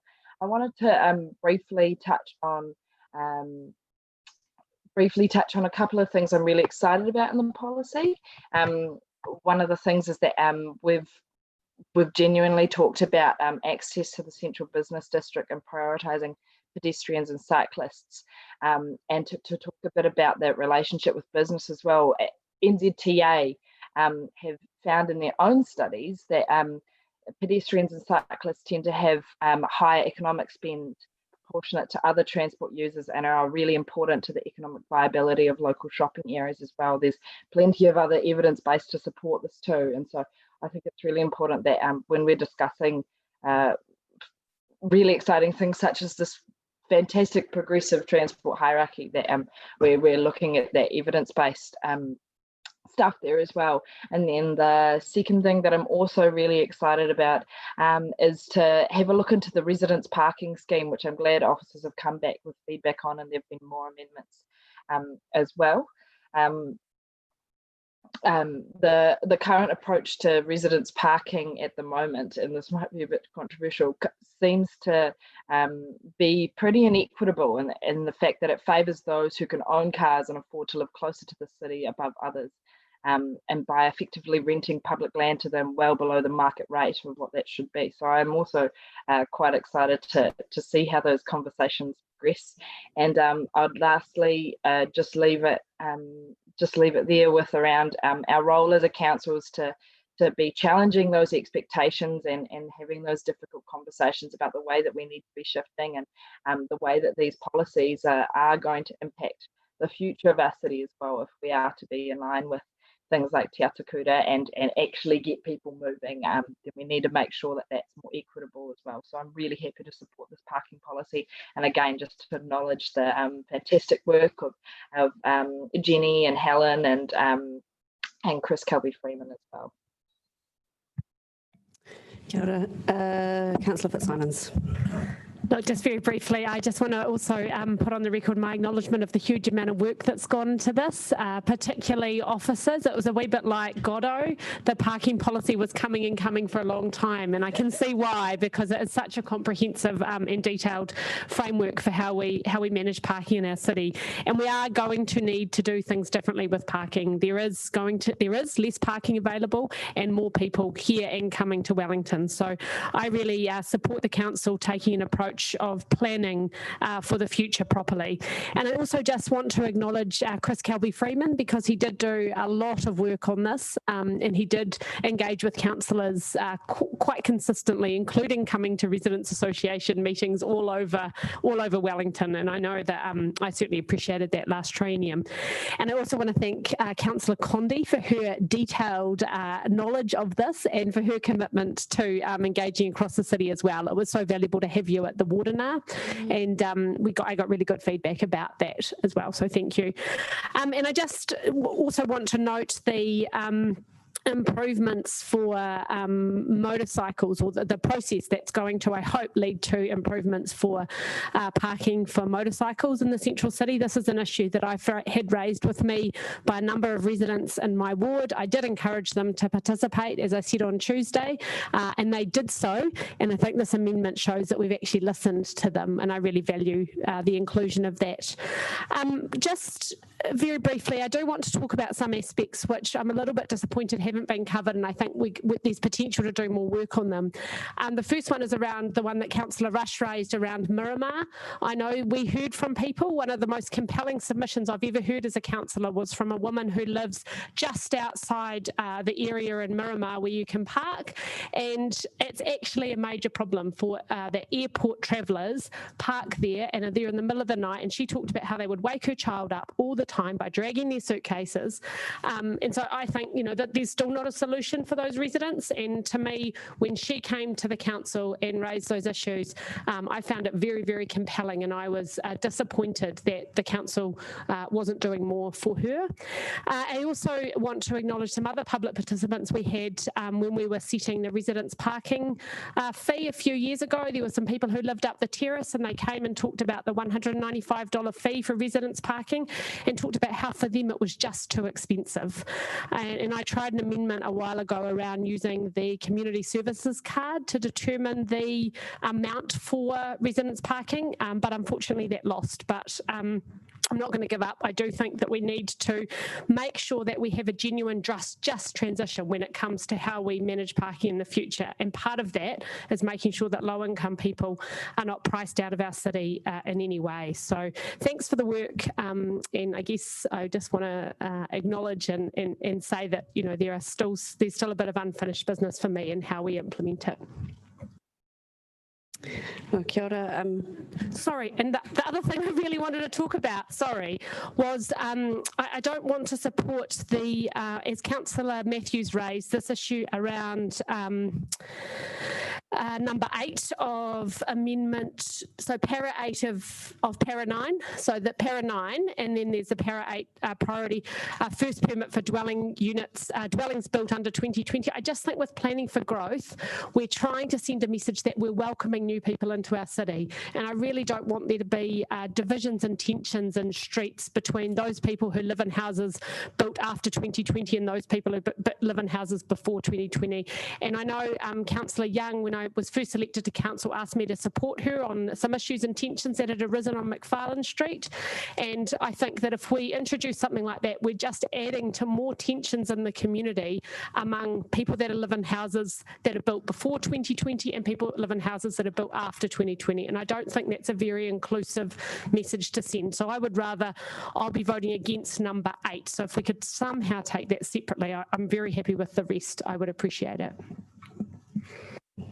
Okay, I'm just going to speak to it now.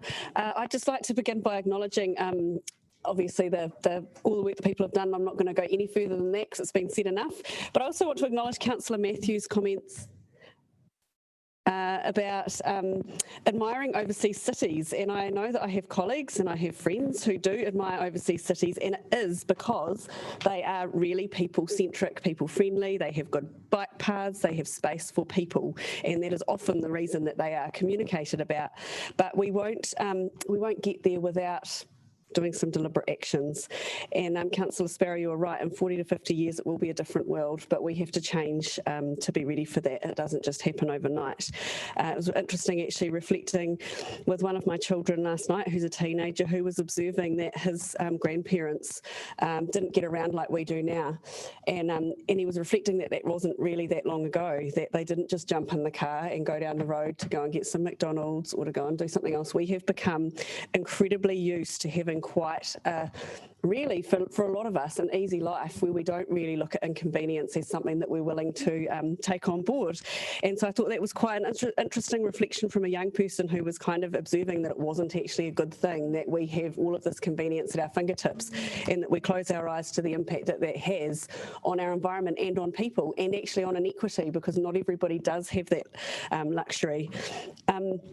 So technology is great, but we also have to learn how to be smart with our technology. And I think in some ways we've let the technology let us forget that actually we have to make sensible decisions within that. So I think that this policy is helping us to sort of recalibrate and think about what it means to be able to live in a city and be a bit more mindful of the place that we live. So I really welcome this policy, and I welcome all the amendments, and I'm really excited that we're making some decisions about things like car share that actually really will be game changers. They are the things that help people see a different way of living, and it might not feel convenient yet. I know Councillor Sparrow, you're thinking it might not feel convenient in our community to have car share yet, but I think we don't know because we haven't tried it, and I'm really excited to see that come and to try that out myself, because I'd quite like our family to have at least one fewer car.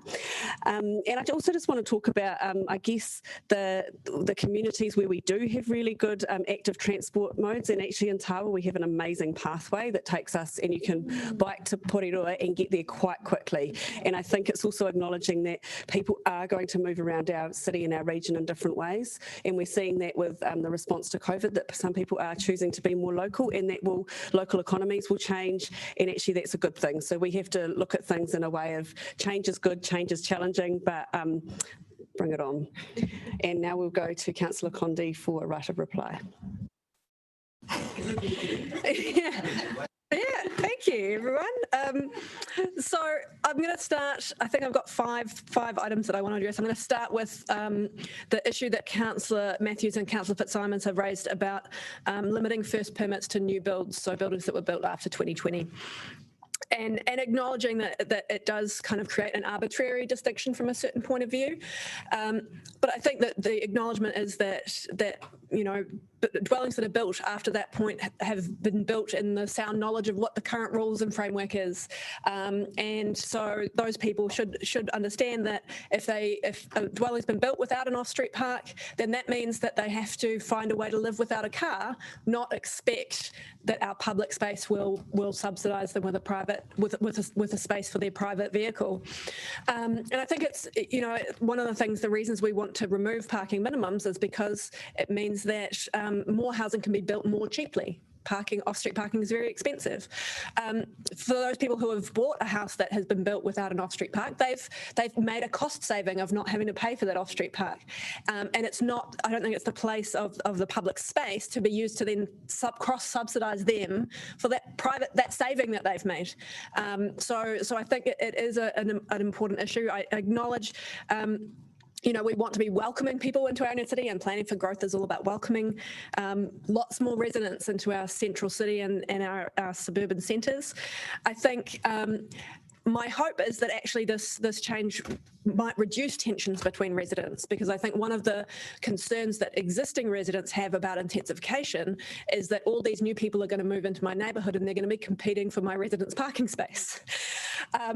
By bringing in this change, what we're saying is we're essentially grandparenting in the rights of the residents who are already there. And they will get kind of first crack at these residents' parking permits, and those who come in to newer developments will need to have made other arrangements like car share and bus lanes and all the other great things that we're talking about. They need to have a plan for how they're going to use those other things and live car free. So that's why I think it's a really important issue. As I said, that when I introduced the amendment, this is actually much softer than what they did in Auckland, where they just banned them from the residents parking outright. Where in this case, if there are enough permits, then they can still get them. It's just that they're at the much lower end of the priority list. Motorbikes. I think, we are going to have a lot of work to do on this at the operational guidelines phase.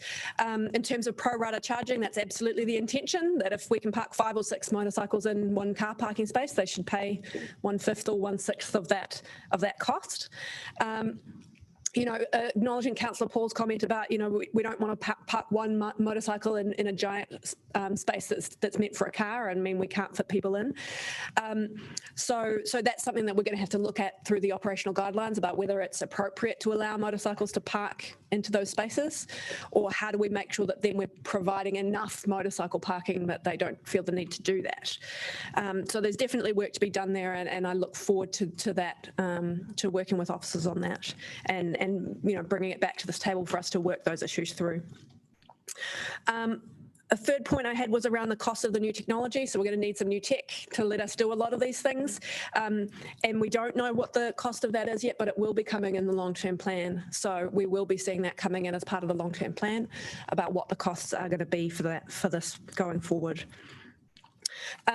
Councillor Rush, I just wanted to address your concern relating to Let's Get Wellington moving, and does this policy need to happen right now, because we might not need as much of the street space for Let's Get Wellington moving depending on which options we choose.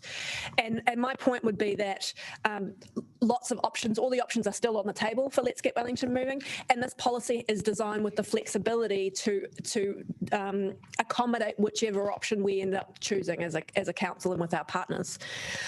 So if we end up with Let's Get Wellington moving needing less street space, then this policy means that we won't have to make as many changes. We won't have to take those parking spaces out. There's nothing in this policy that says we must take out parking spaces. What it says is, if we have a different use for that space that's more important, then we will change them. But if it turns out we choose an option of Let's Get Wellington moving that makes less demand on our streets, that's fine. Then the parking that's there will be able to stay there.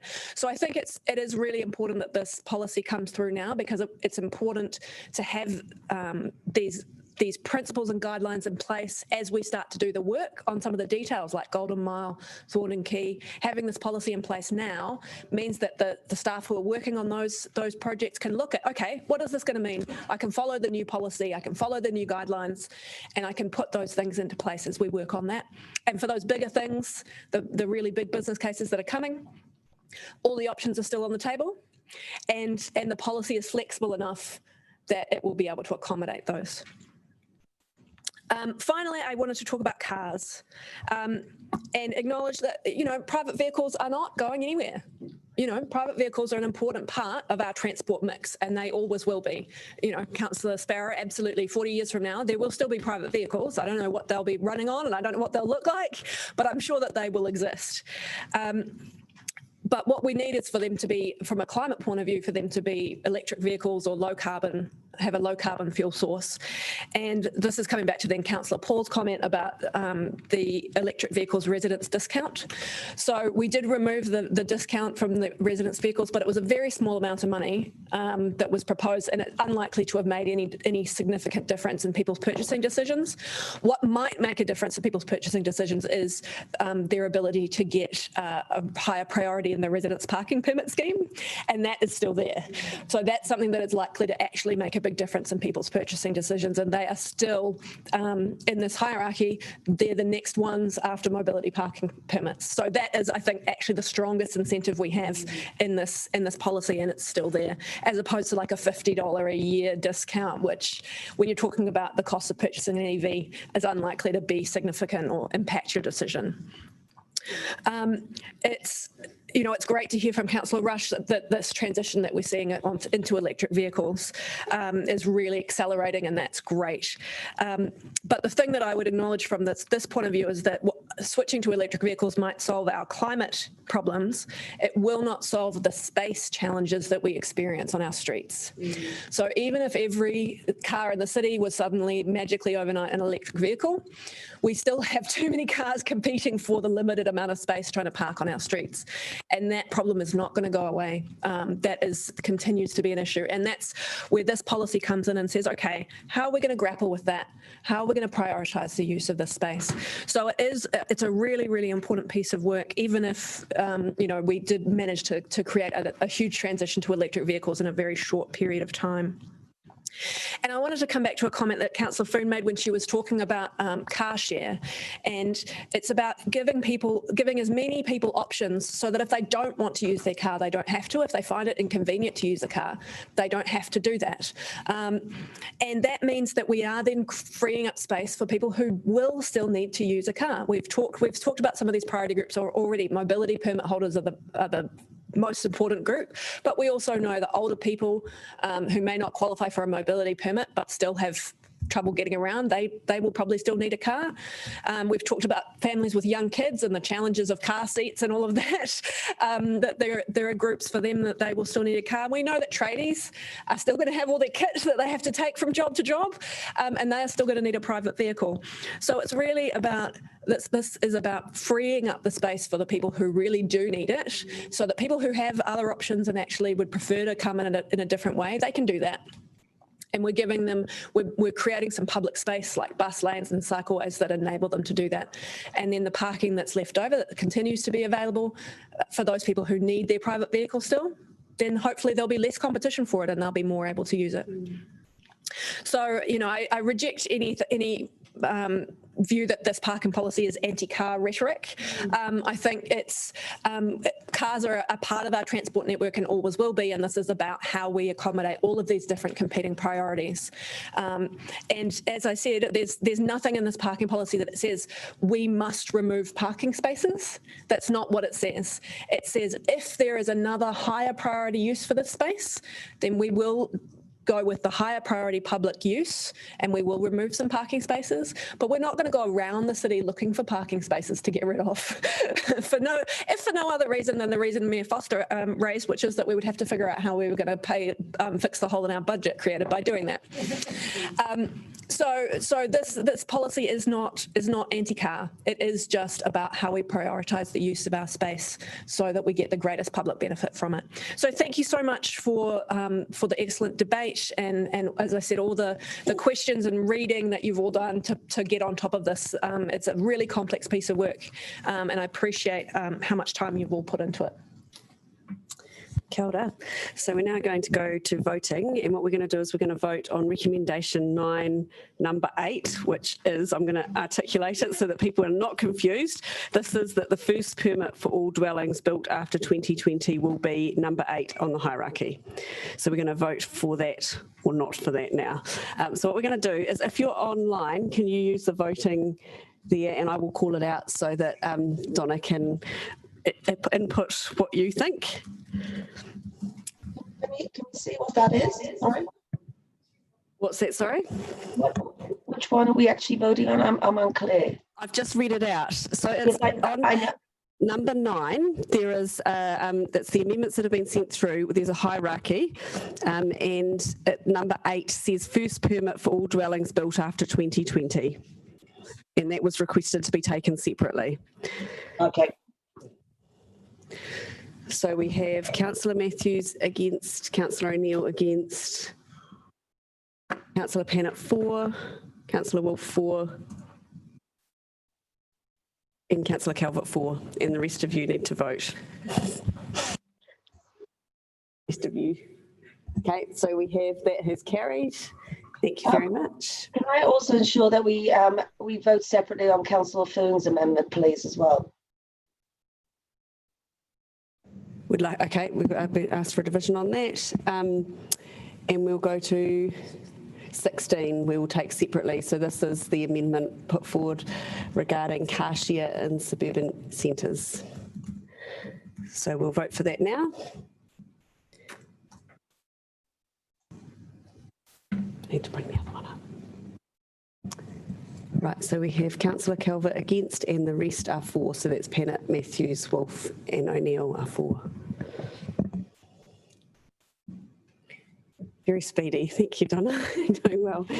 So that is also carried. And we'll take a division on that one as well. And now we're going to take everything else as one. Sorry. Has that been reset? No, okay. Hang on, someone's changing their mind. Councillor Wolf. Right, Councillor Wolf, you've made up your mind there? Right, so they are all for online. All four. All five are for. All five in favour. Okay, so that is carried. Well done. Division on the last one as well, okay? Thank you. So now we're going to move on to Dangerous and Insanitary Buildings Policy Report Back, and I'm going to hand over to Councillor Pennant to introduce this paper. Thank you. Thank you, Councillor Day. So obviously I'd like to thank the officers for the work that they've done on what is hopefully in most aspects a straightforward policy. So I appreciate the clarity and I appreciate the one submitter that made a submission, although it wasn't relevant in this case. Look, I would like to acknowledge though that sometimes it is difficult to take action on buildings. So I'll just thank you for raising the issue of the tip-top building, for example, where one might think that it does reach the standard and yet it can be quite difficult to take action. And so I guess this policy really is about exceptional buildings, that the threshold is high.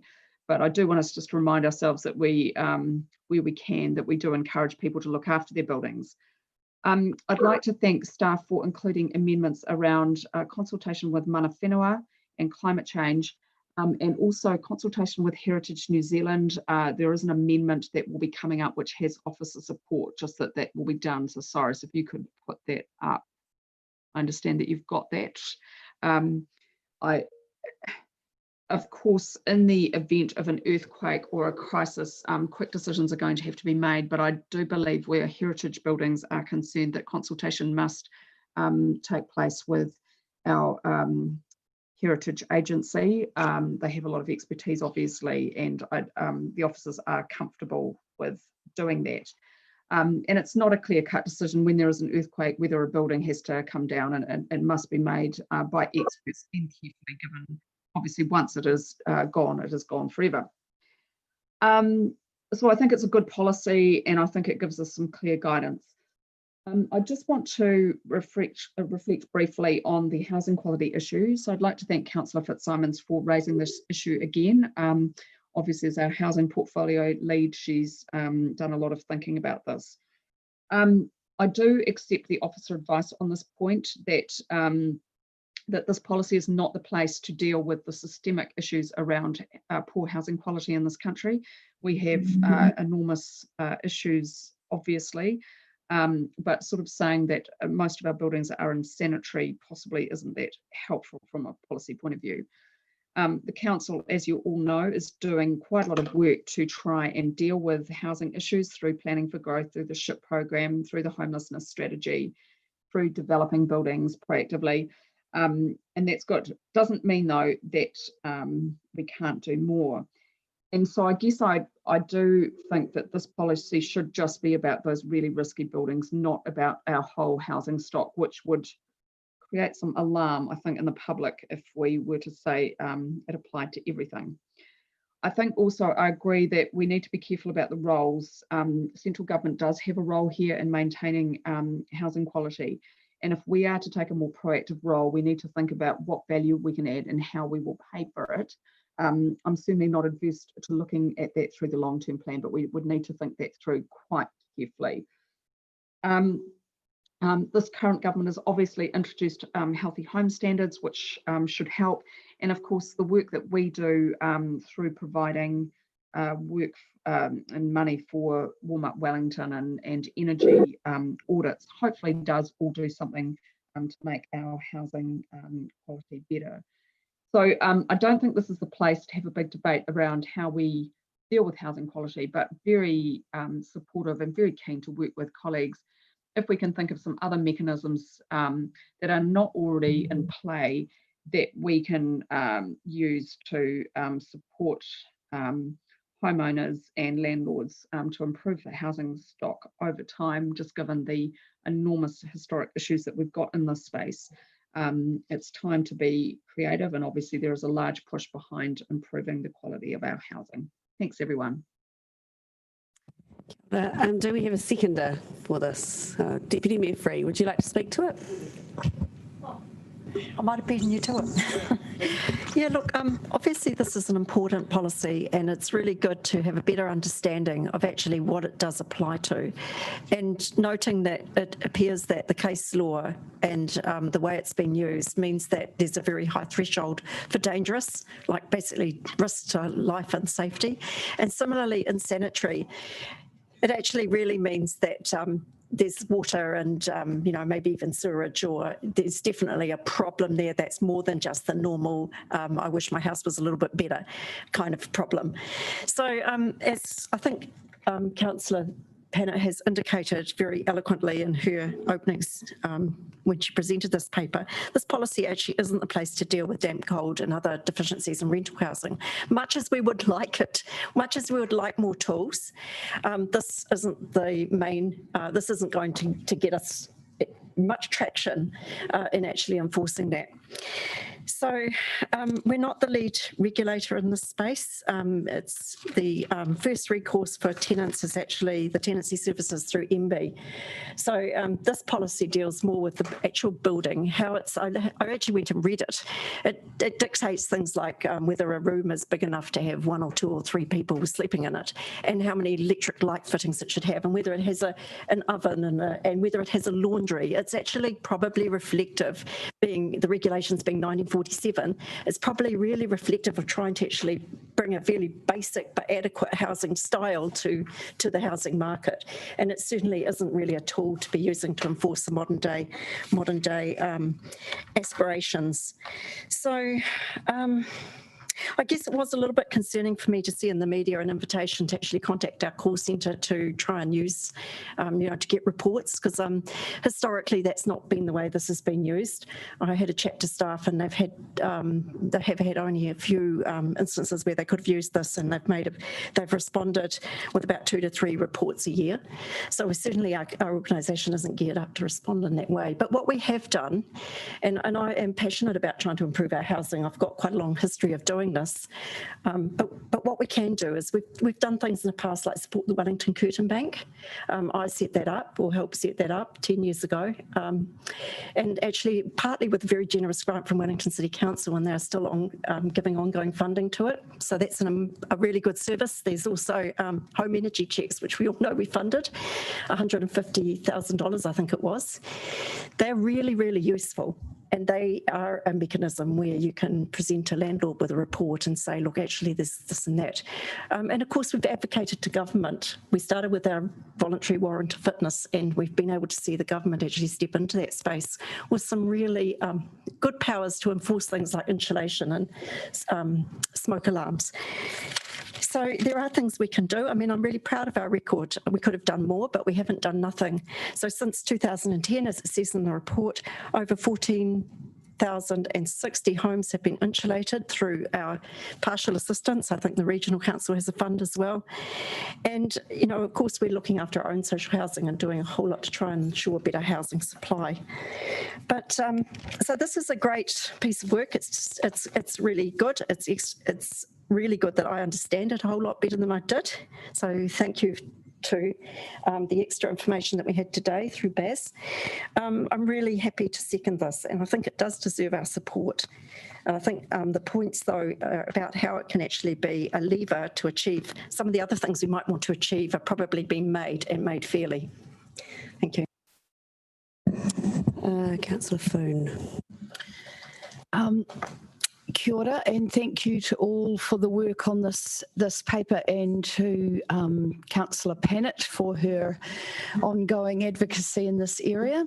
But I do have to say that since coming on to council, so I am absolute support for this paper, but I would like to see the bar lower. And this is because since I've been on council, one of the many calls and I think Councillor Fitzsimons get as well, are about the redundant tip-top building next to Countdown on Tasman Street.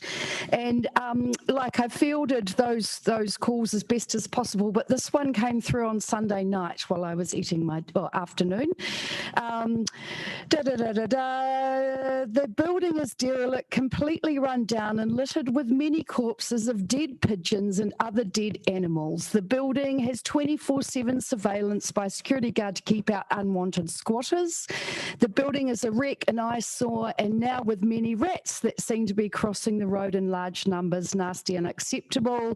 She then goes on to talk about the local businesses in the area and how they're dealing with the rats. So we've put a call through and hopefully we will be able to do something. But I guess what I want to say is in these situations, this building has been derelict for many years and we're in a situation where we are desperate for space in our city.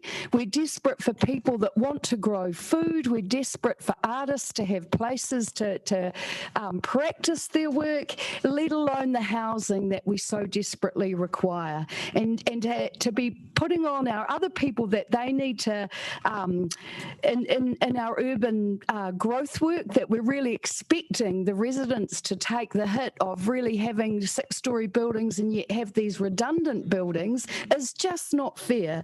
So I really hope that we can do something in this incident, and I certainly as a councillor for Wellington City do not welcome this situation, and I am asking the owners to take care of it and at least accelerate their plans for action, please. Thank you. And thank you for putting the work in on the paper.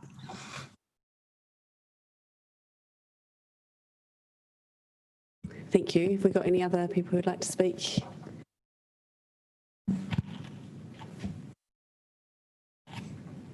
Councillor O'Neill, thank you.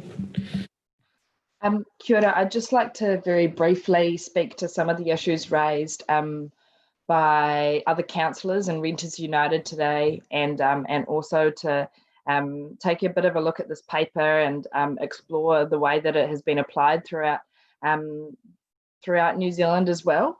I acknowledge that this is a really tough place to be in because a lot of the time when we want to take action on things, or when I think we need to be really honest about the situation that we have in Wellington and the fact where a lot of us don't really have a choice. And when I look at a paper that says dangerous and unsanitary buildings, to council and policy frameworks saying that the tip-top building is actually above that standard is really quite really quite uncomfortable, because dangerous and unsanitary to you, to a policymaker, sometimes might look like it's higher than the tip-top building or national policy. But to me, that's just everyday life. That's like what the reality is for many renters in Wellington. And I wish my house was a little bit better Sarah-free, but I'm very fortunate to be in a home with a really understanding landlord at the moment, but others of my friends have exposed wiring in the walls. We've had black mold in my current house. I've had asbestos when I was flatting in second year, and we've definitely share the sentiments of what Laurie was just describing about rats and cockroaches as well. And so when we look at dangerous and unsanitary buildings and the role that council have, forgive me for being a little bit disappointed in the fact that this can't extend to the rental market, because I would totally love it to go there.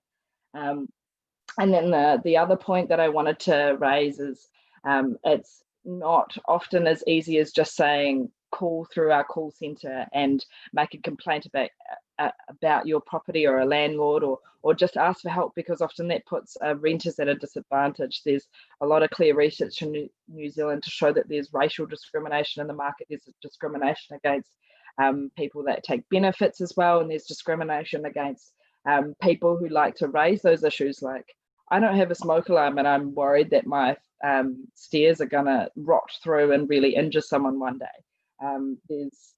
There's a lot of other complex issues there as well, and I'd like to see our council take a more accessible approach. And I know that it's scary, and I know that we've only had 2 or 3 respondents annually, to flagging some of these things, but it would be really nice if we could make that a lot more obvious that we do have these services there and that we are working with those community providers, because I know that it's something that Renters United has been fighting for a while as well. So yeah, I'll just leave it there.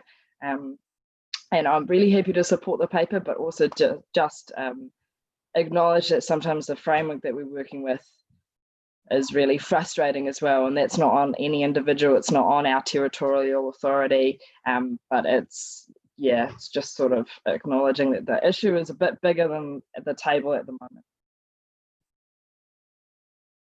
Yeah, I'd like to speak to it too, just for a minute. I'd like to follow on with what Councillor O'Neill is saying and agree that it is frustrating, and it would be great if we could be having a conversation about how we could use our powers more effectively to support tenants, because as Robert told us this morning, tenants have very few powers in themselves.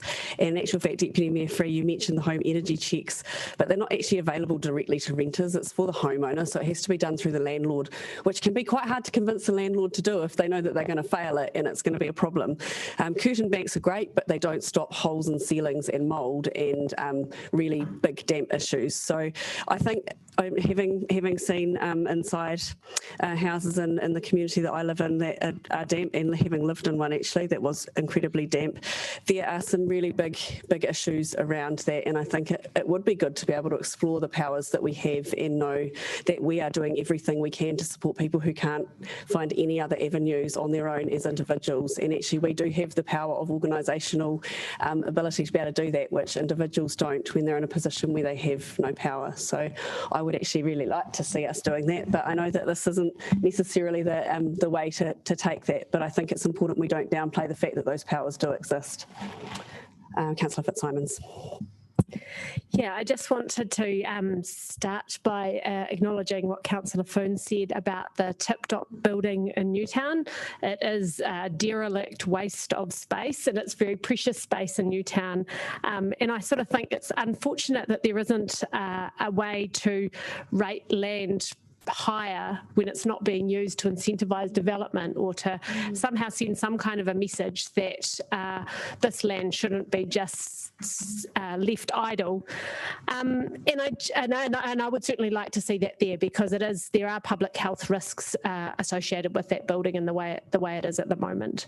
I also just want to pick up on some of the comments around the dangerous insanitary buildings is not the right place to raise damp and cold housing. It never was. The whole point of the amendment back when we originally considered this was to separately understand what are our powers to deal with damp and mouldy housing, and I was a bit surprised to hear Councillor Free tell me that it was disappointing to suggest that people should contact the council when they were concerned about damp and mouldy housing, because in the Renters United questionnaire before the election, you said that you would support greater enforcement of quality rental homes, and this is exactly that. This is an attempt to understand what are our council's rights to require landlords to not have homes that make people sick. And I've had mums in Newtown show me pictures of their damp and mouldy homes and talk to me about how worried their doctors are about their children living in these homes. So I make no apologies for encouraging people to contact the council. They should do everything they can to keep their children safe and to make sure that their homes aren't damp and mouldy. And it's not about making houses a little bit better, it's about making them safe for people to live in. And I just want to be very clear that this amendment, this amendment never came as being about the dangerous and insanitary policy. That was always, we got officer advice straight away that it wouldn't deal with this issue. That's not a surprise to me. The amendment associated with it was to say, well, what can we do about that issue if it's not here? And it happened to be reported back in a way that was tied to this paper. It didn't need to be, but I welcome it because it has come back and it is very comprehensive. And as a lawyer, I've seen on many occasions where regulatory agencies will not enforce the powers that they have and use them in people's interests. And I worry about what happens in New Zealand when organisations don't use the full force of their regulatory powers to protect people, because Parliament bestows those powers on organisations like councils with an expectation that they'll use them. So that's why I'm always keen to understand what the legal powers of the council are. And it's just the way my brain works, is I want to understand what are the legal powers, what can we do about it, is there a way we can help people because of the legal framework. I've spent my whole life doing that and I'll keep doing it as a councillor. Thank you, Councillor Young. Well, I really just want to make a suggestion that the 2 Southern Ward councillors, Right to Ryman Retirement Homes, who own the Tip Top building, they have applied, I'm just looking, they applied in 2012 to the council for permission to demolish it. It's a good idea. Just ask them what they're doing. It's a good idea. Thank you. I also, sorry, when I was speaking before, I forgot to, I wanted to acknowledge Kate for the work that she's done on the mana whenua aspect, and Councillor Pennant, thank you for raising that and for persisting with that. I think it's really important, but I just want to acknowledge that in the report, the way that it's thoroughly covered and the different perspectives and aspects of that are covered. So really, really thank you in acknowledging the fact that this creates work and that we need to be looking at the bigger picture of how we manage that creation of work. So thank you very much. And that's all that's on our speaking audit list. So we'll go back to you, Councillor Pennant, for a right of reply. Thank you, Councillor Day. And just really briefly, look, I acknowledge the concerns of a few high-profile buildings and know from personal experience it's hard to get action taken on buildings which look dangerous, and Insanitary is one just across the road from me. You wouldn't think it would be fit to live in, but apparently it doesn't meet the standard. So certainly happy to work on that Tip Top building. It shouldn't have been left to be like that. Councillor O'Neill, thank you for making it. That's why we need different perspectives around the table. The framework that's applied, why is there not a framework around housing which is unsafe for renters? I think that's a good question. But unfortunately, most of that is to be dealt with by Parliament. And so I'm sure you will continue to advocate on that particular point. Thank you, Councillor Fitzsimons, just for clarifying absolutely what your intent is, or reminding us of what your intent was in getting that work done. I like your idea about rating land higher. You know, if you're going to have empty residential property or vacant land and you're not doing anything with it, well, that's not possibly ideal. We should be doing something with it. And I look forward to working with you, Councillor Fitzsimons, to try and see what else we can do. You know that I've had some conversations about getting the energy audits, you know, to at least half of Wellington households over the next 10 years. That's part of Te Atakura, which we approved last time. And I guess I agree with you about when you have problems, you should try every avenue. But the only issue I guess I might point out is that if we don't have any resources or any avenues to help people, that might end up being a bit frustrating for them. So I guess maybe there's something that we can work on together to make sure that there's really good public information on our website about what you can do when you've got concerns about your housing and what's realistic. But again, this is not the right table, unfortunately, to address some of these very serious issues. Parliament has got to do more. And I obviously, depending on the outcome of the election, that action may be taken. Thank you very much. Kia ora, thank you. So now we will vote on this.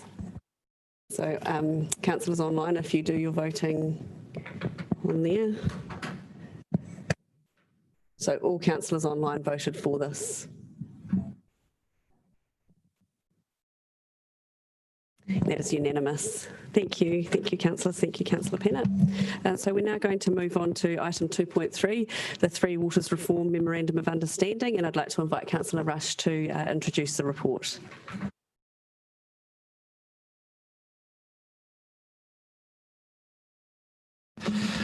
Thank you very much, Madam Chair.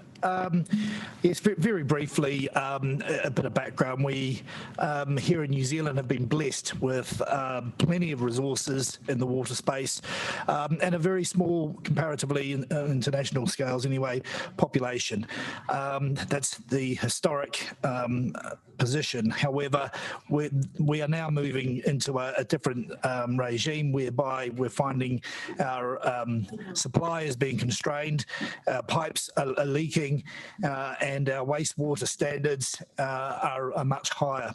And as a consequence, that's put pressure on the system. And that culminated with the problems that happened in Havelock North a few years ago. And the government of the day and the government since then has taken some steps to try and understand what the problems were and to try and put a framework together in order to move us into a different space. I am very supportive of what the government has done in this space. I think the direction of travel is a good one. The focus is right. The time is overdue. But for today, we're simply asking you, the council, to approve the baby steps to go forward.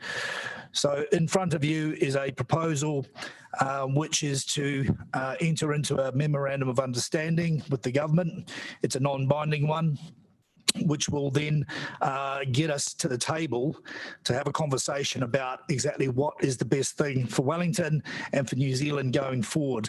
There are some ideas, they're not fixed, but they have been socialised fairly widely, so I won't go into them. But for now, it's a non-binding way forward. There is an incentive which the government is providing. I don't think we actually need it, but perhaps I shouldn't have said that because we might not get it now. But it is on the table, and it is effectively $20 million in order to get us all together. I know that most of our colleagues and other councils who participate in the Wellington Water Committee are also broadly supportive of this move.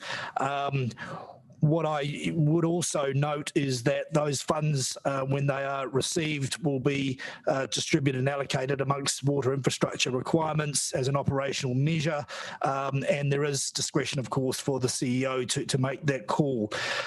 So I don't really think there's much more I need to say, other than this is a very positive, very, very positive, in fact, the most positive step, in my view, the government has taken in this space for a very long time. Kia ora, do you have a seconder? Mayor Foster.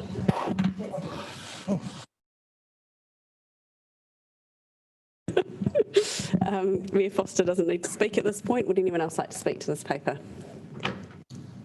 Oh, we've got a hand up here from Councillor Calvert. Thank you.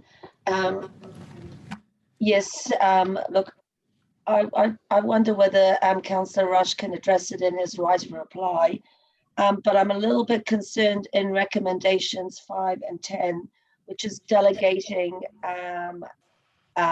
this to the Chief Executive. I have utmost confidence in our Chief Executive, but I think there should be a governance role involved, i.e. the Mayor. And I'm a little bit concerned that,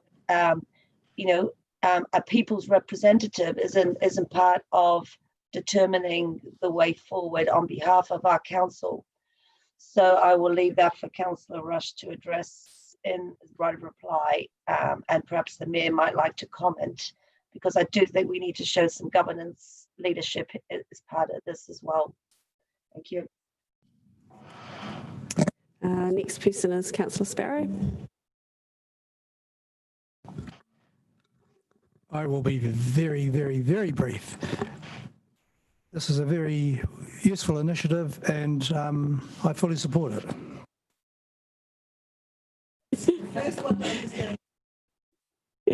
You can do it by just voting. That's even briefer. Councillor Condi. Kia ora, thank you everyone. It's been a really interesting journey being on the Mayoral Task Force for Water, and coming up to speed in a very short period of time to the complexities in this sector and the real challenges that we're facing here.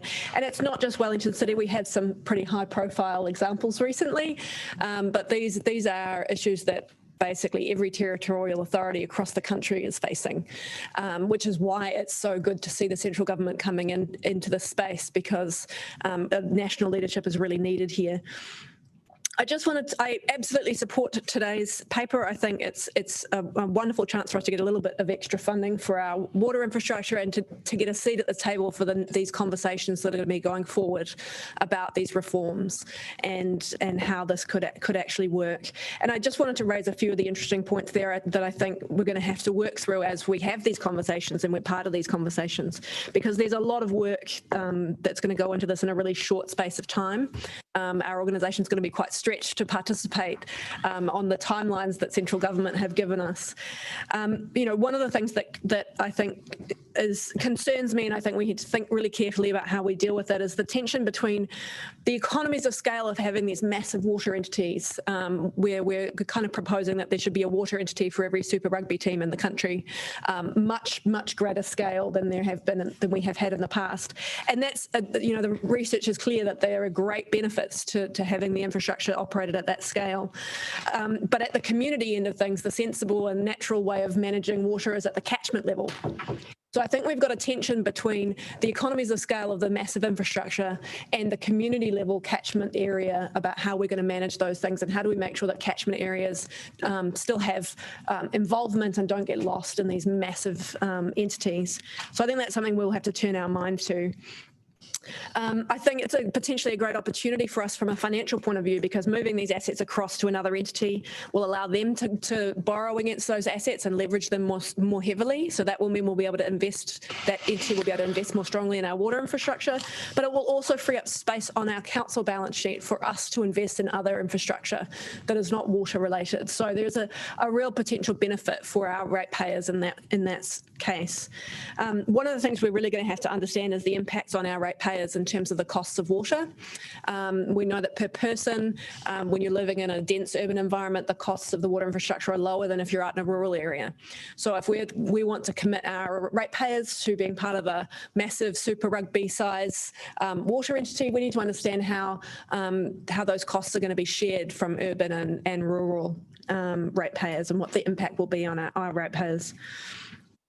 And I think it's just really useful to remember that this is essentially the largest restructure of local government territorial authority responsibilities that we've seen in several decades, I think, since 1989. It's a massive and significant piece of work.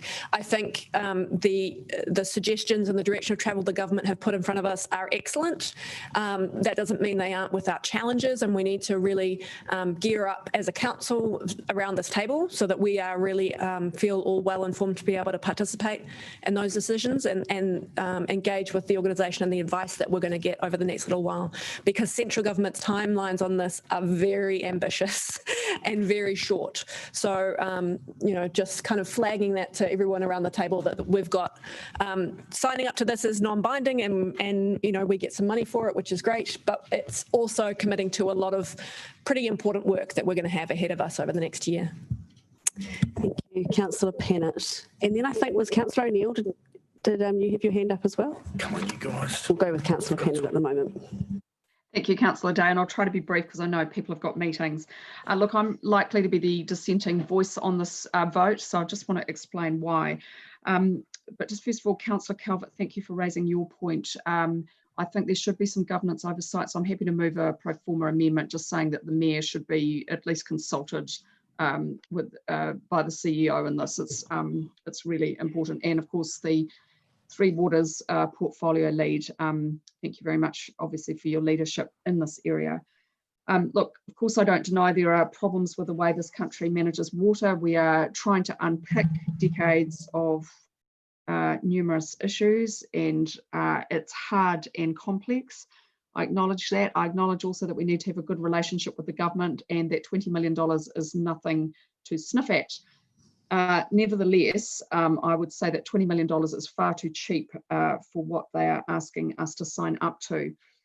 I'd also just make the point that there's a heavy emphasis on economic stimulus. I think that's good, but I would also point out that most jobs that have been lost by women. And so I would like to see this government actually do as much for women as it does for professions and trades that are dominated by men.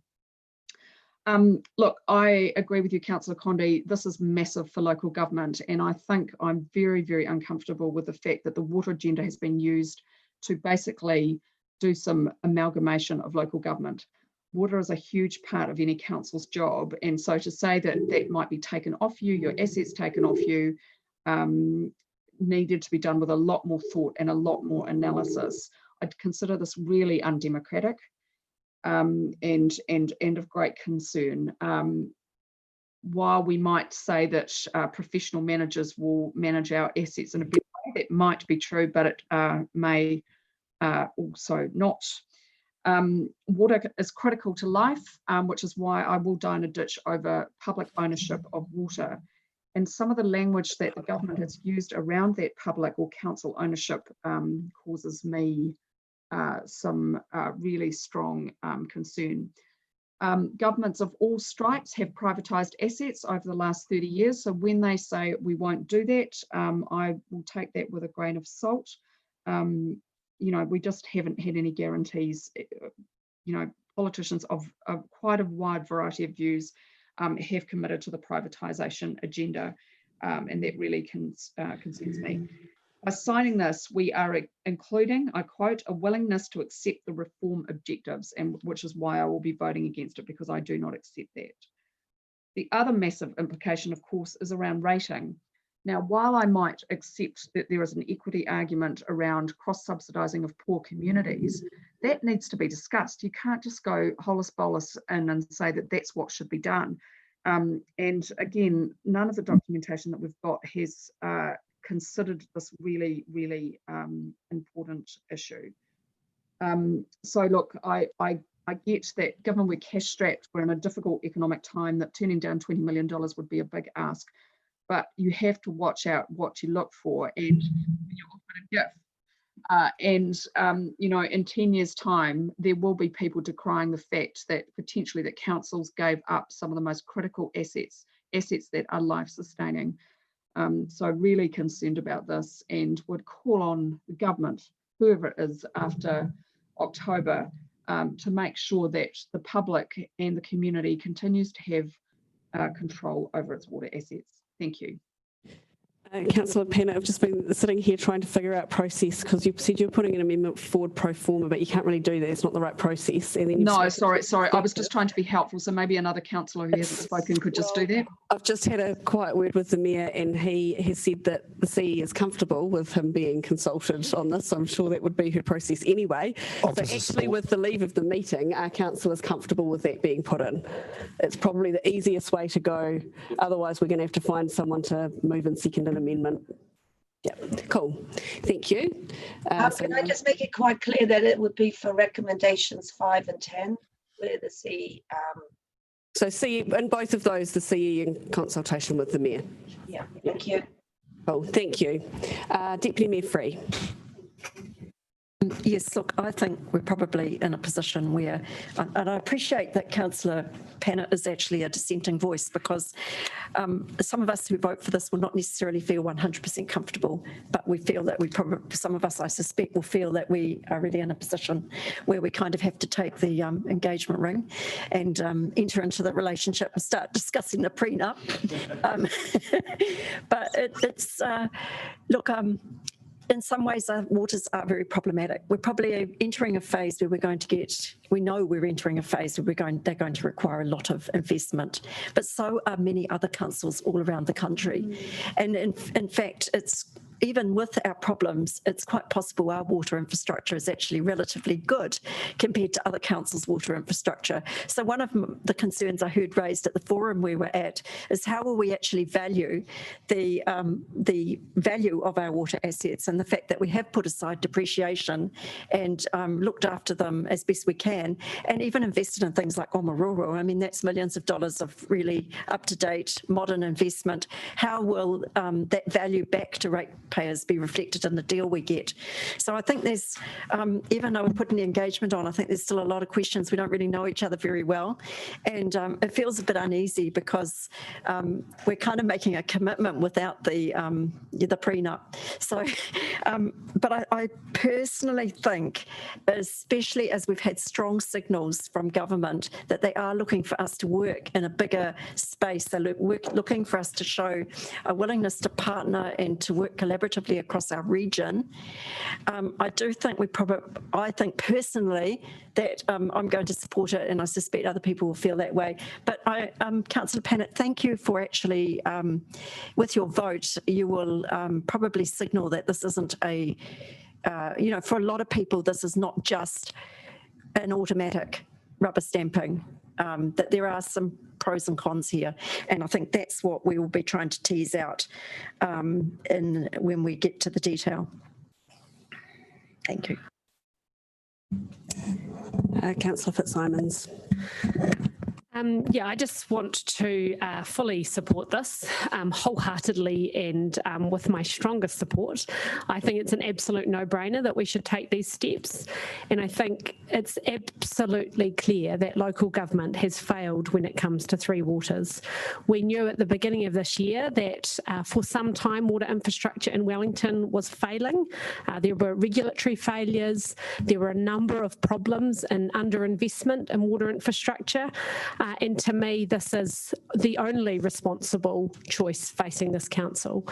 And I take issue with some of Councillor Pannett's concerns, though I understand and fully accept that they are genuinely held. But I consider this to be the opposite of undemocratic. It is the way that we ensure ongoing public ownership, because the key thing that's the same about central and local government is that we're there to serve people.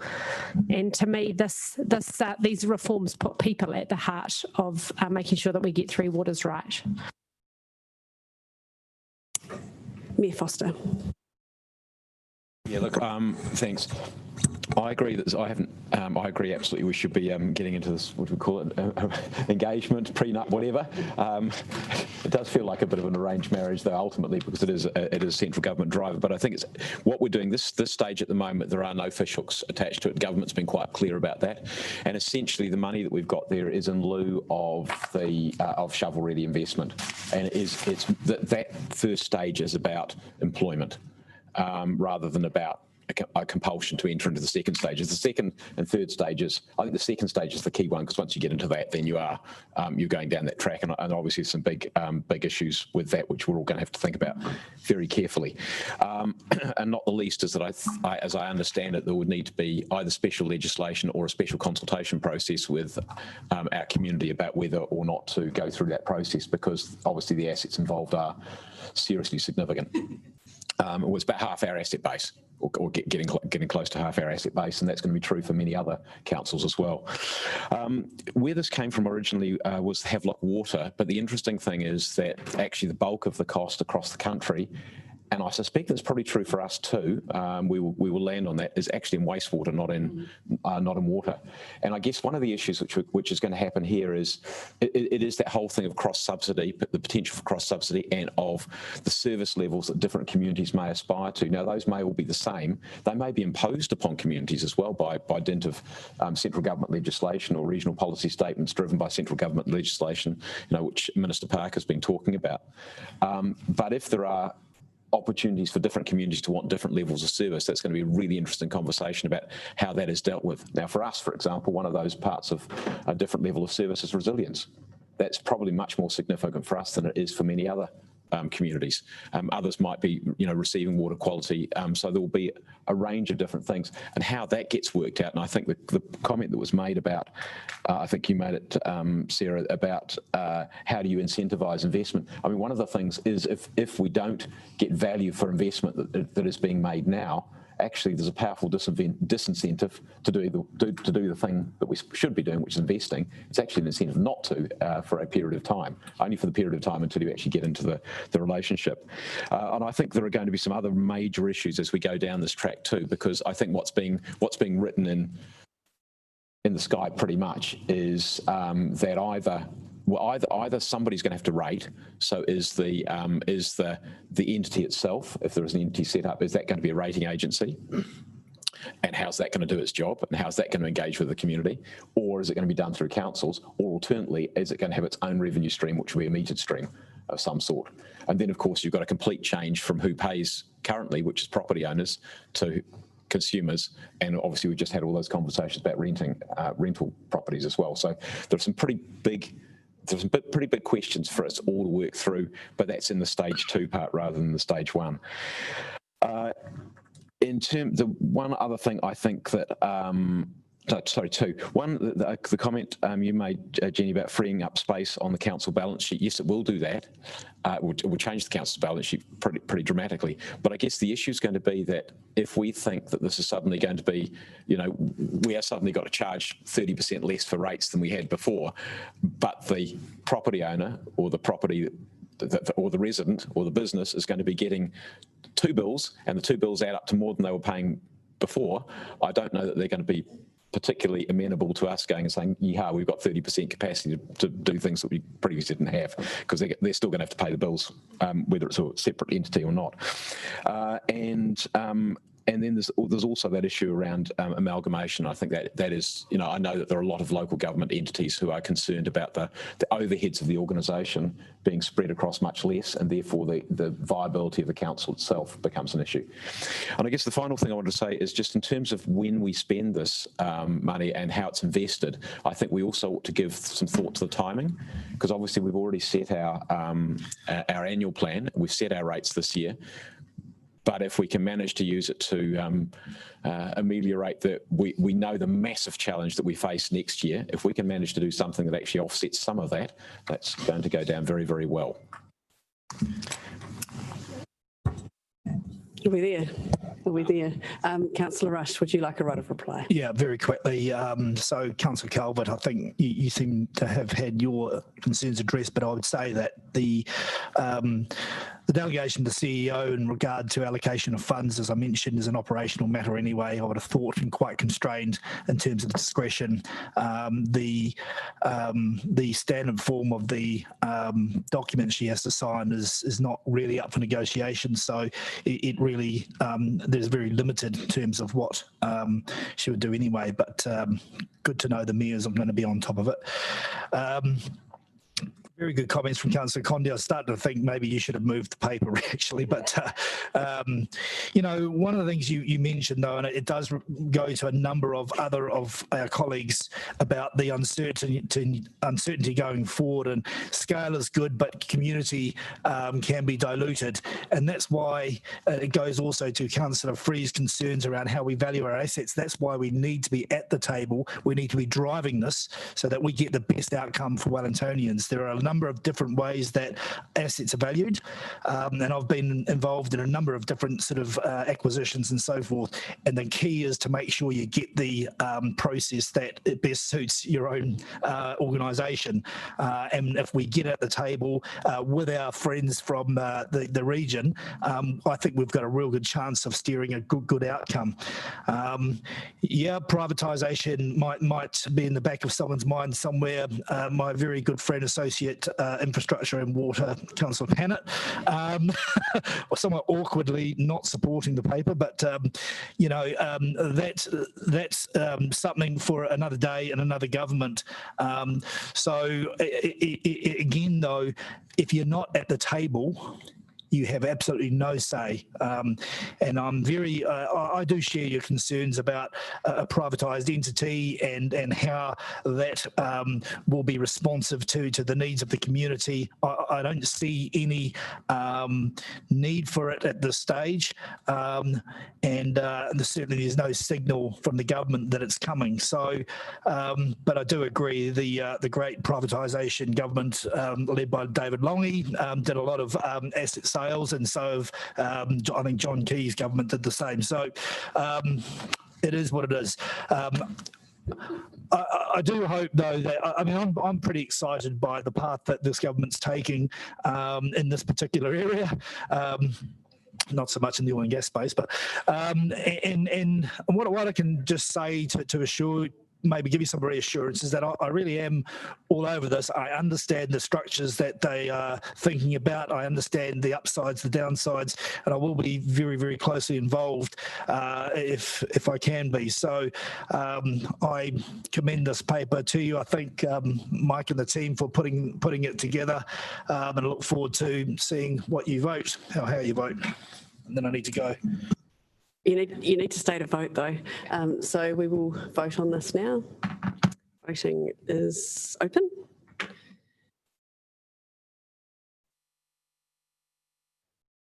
And we've got and all councillors online, apart from Councillor Pennant, have voted in favour.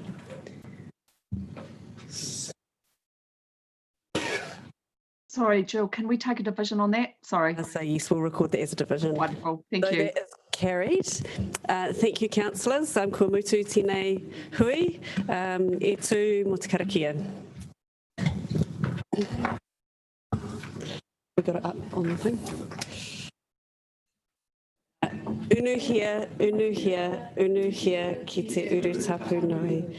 Kia wātia, kia mama, te ngākau, te tinana, te wairua, I te ara takatū. Koea rā I rongo, whakaaeria aki ki runga. Kia wātia, ai rā kua wātia.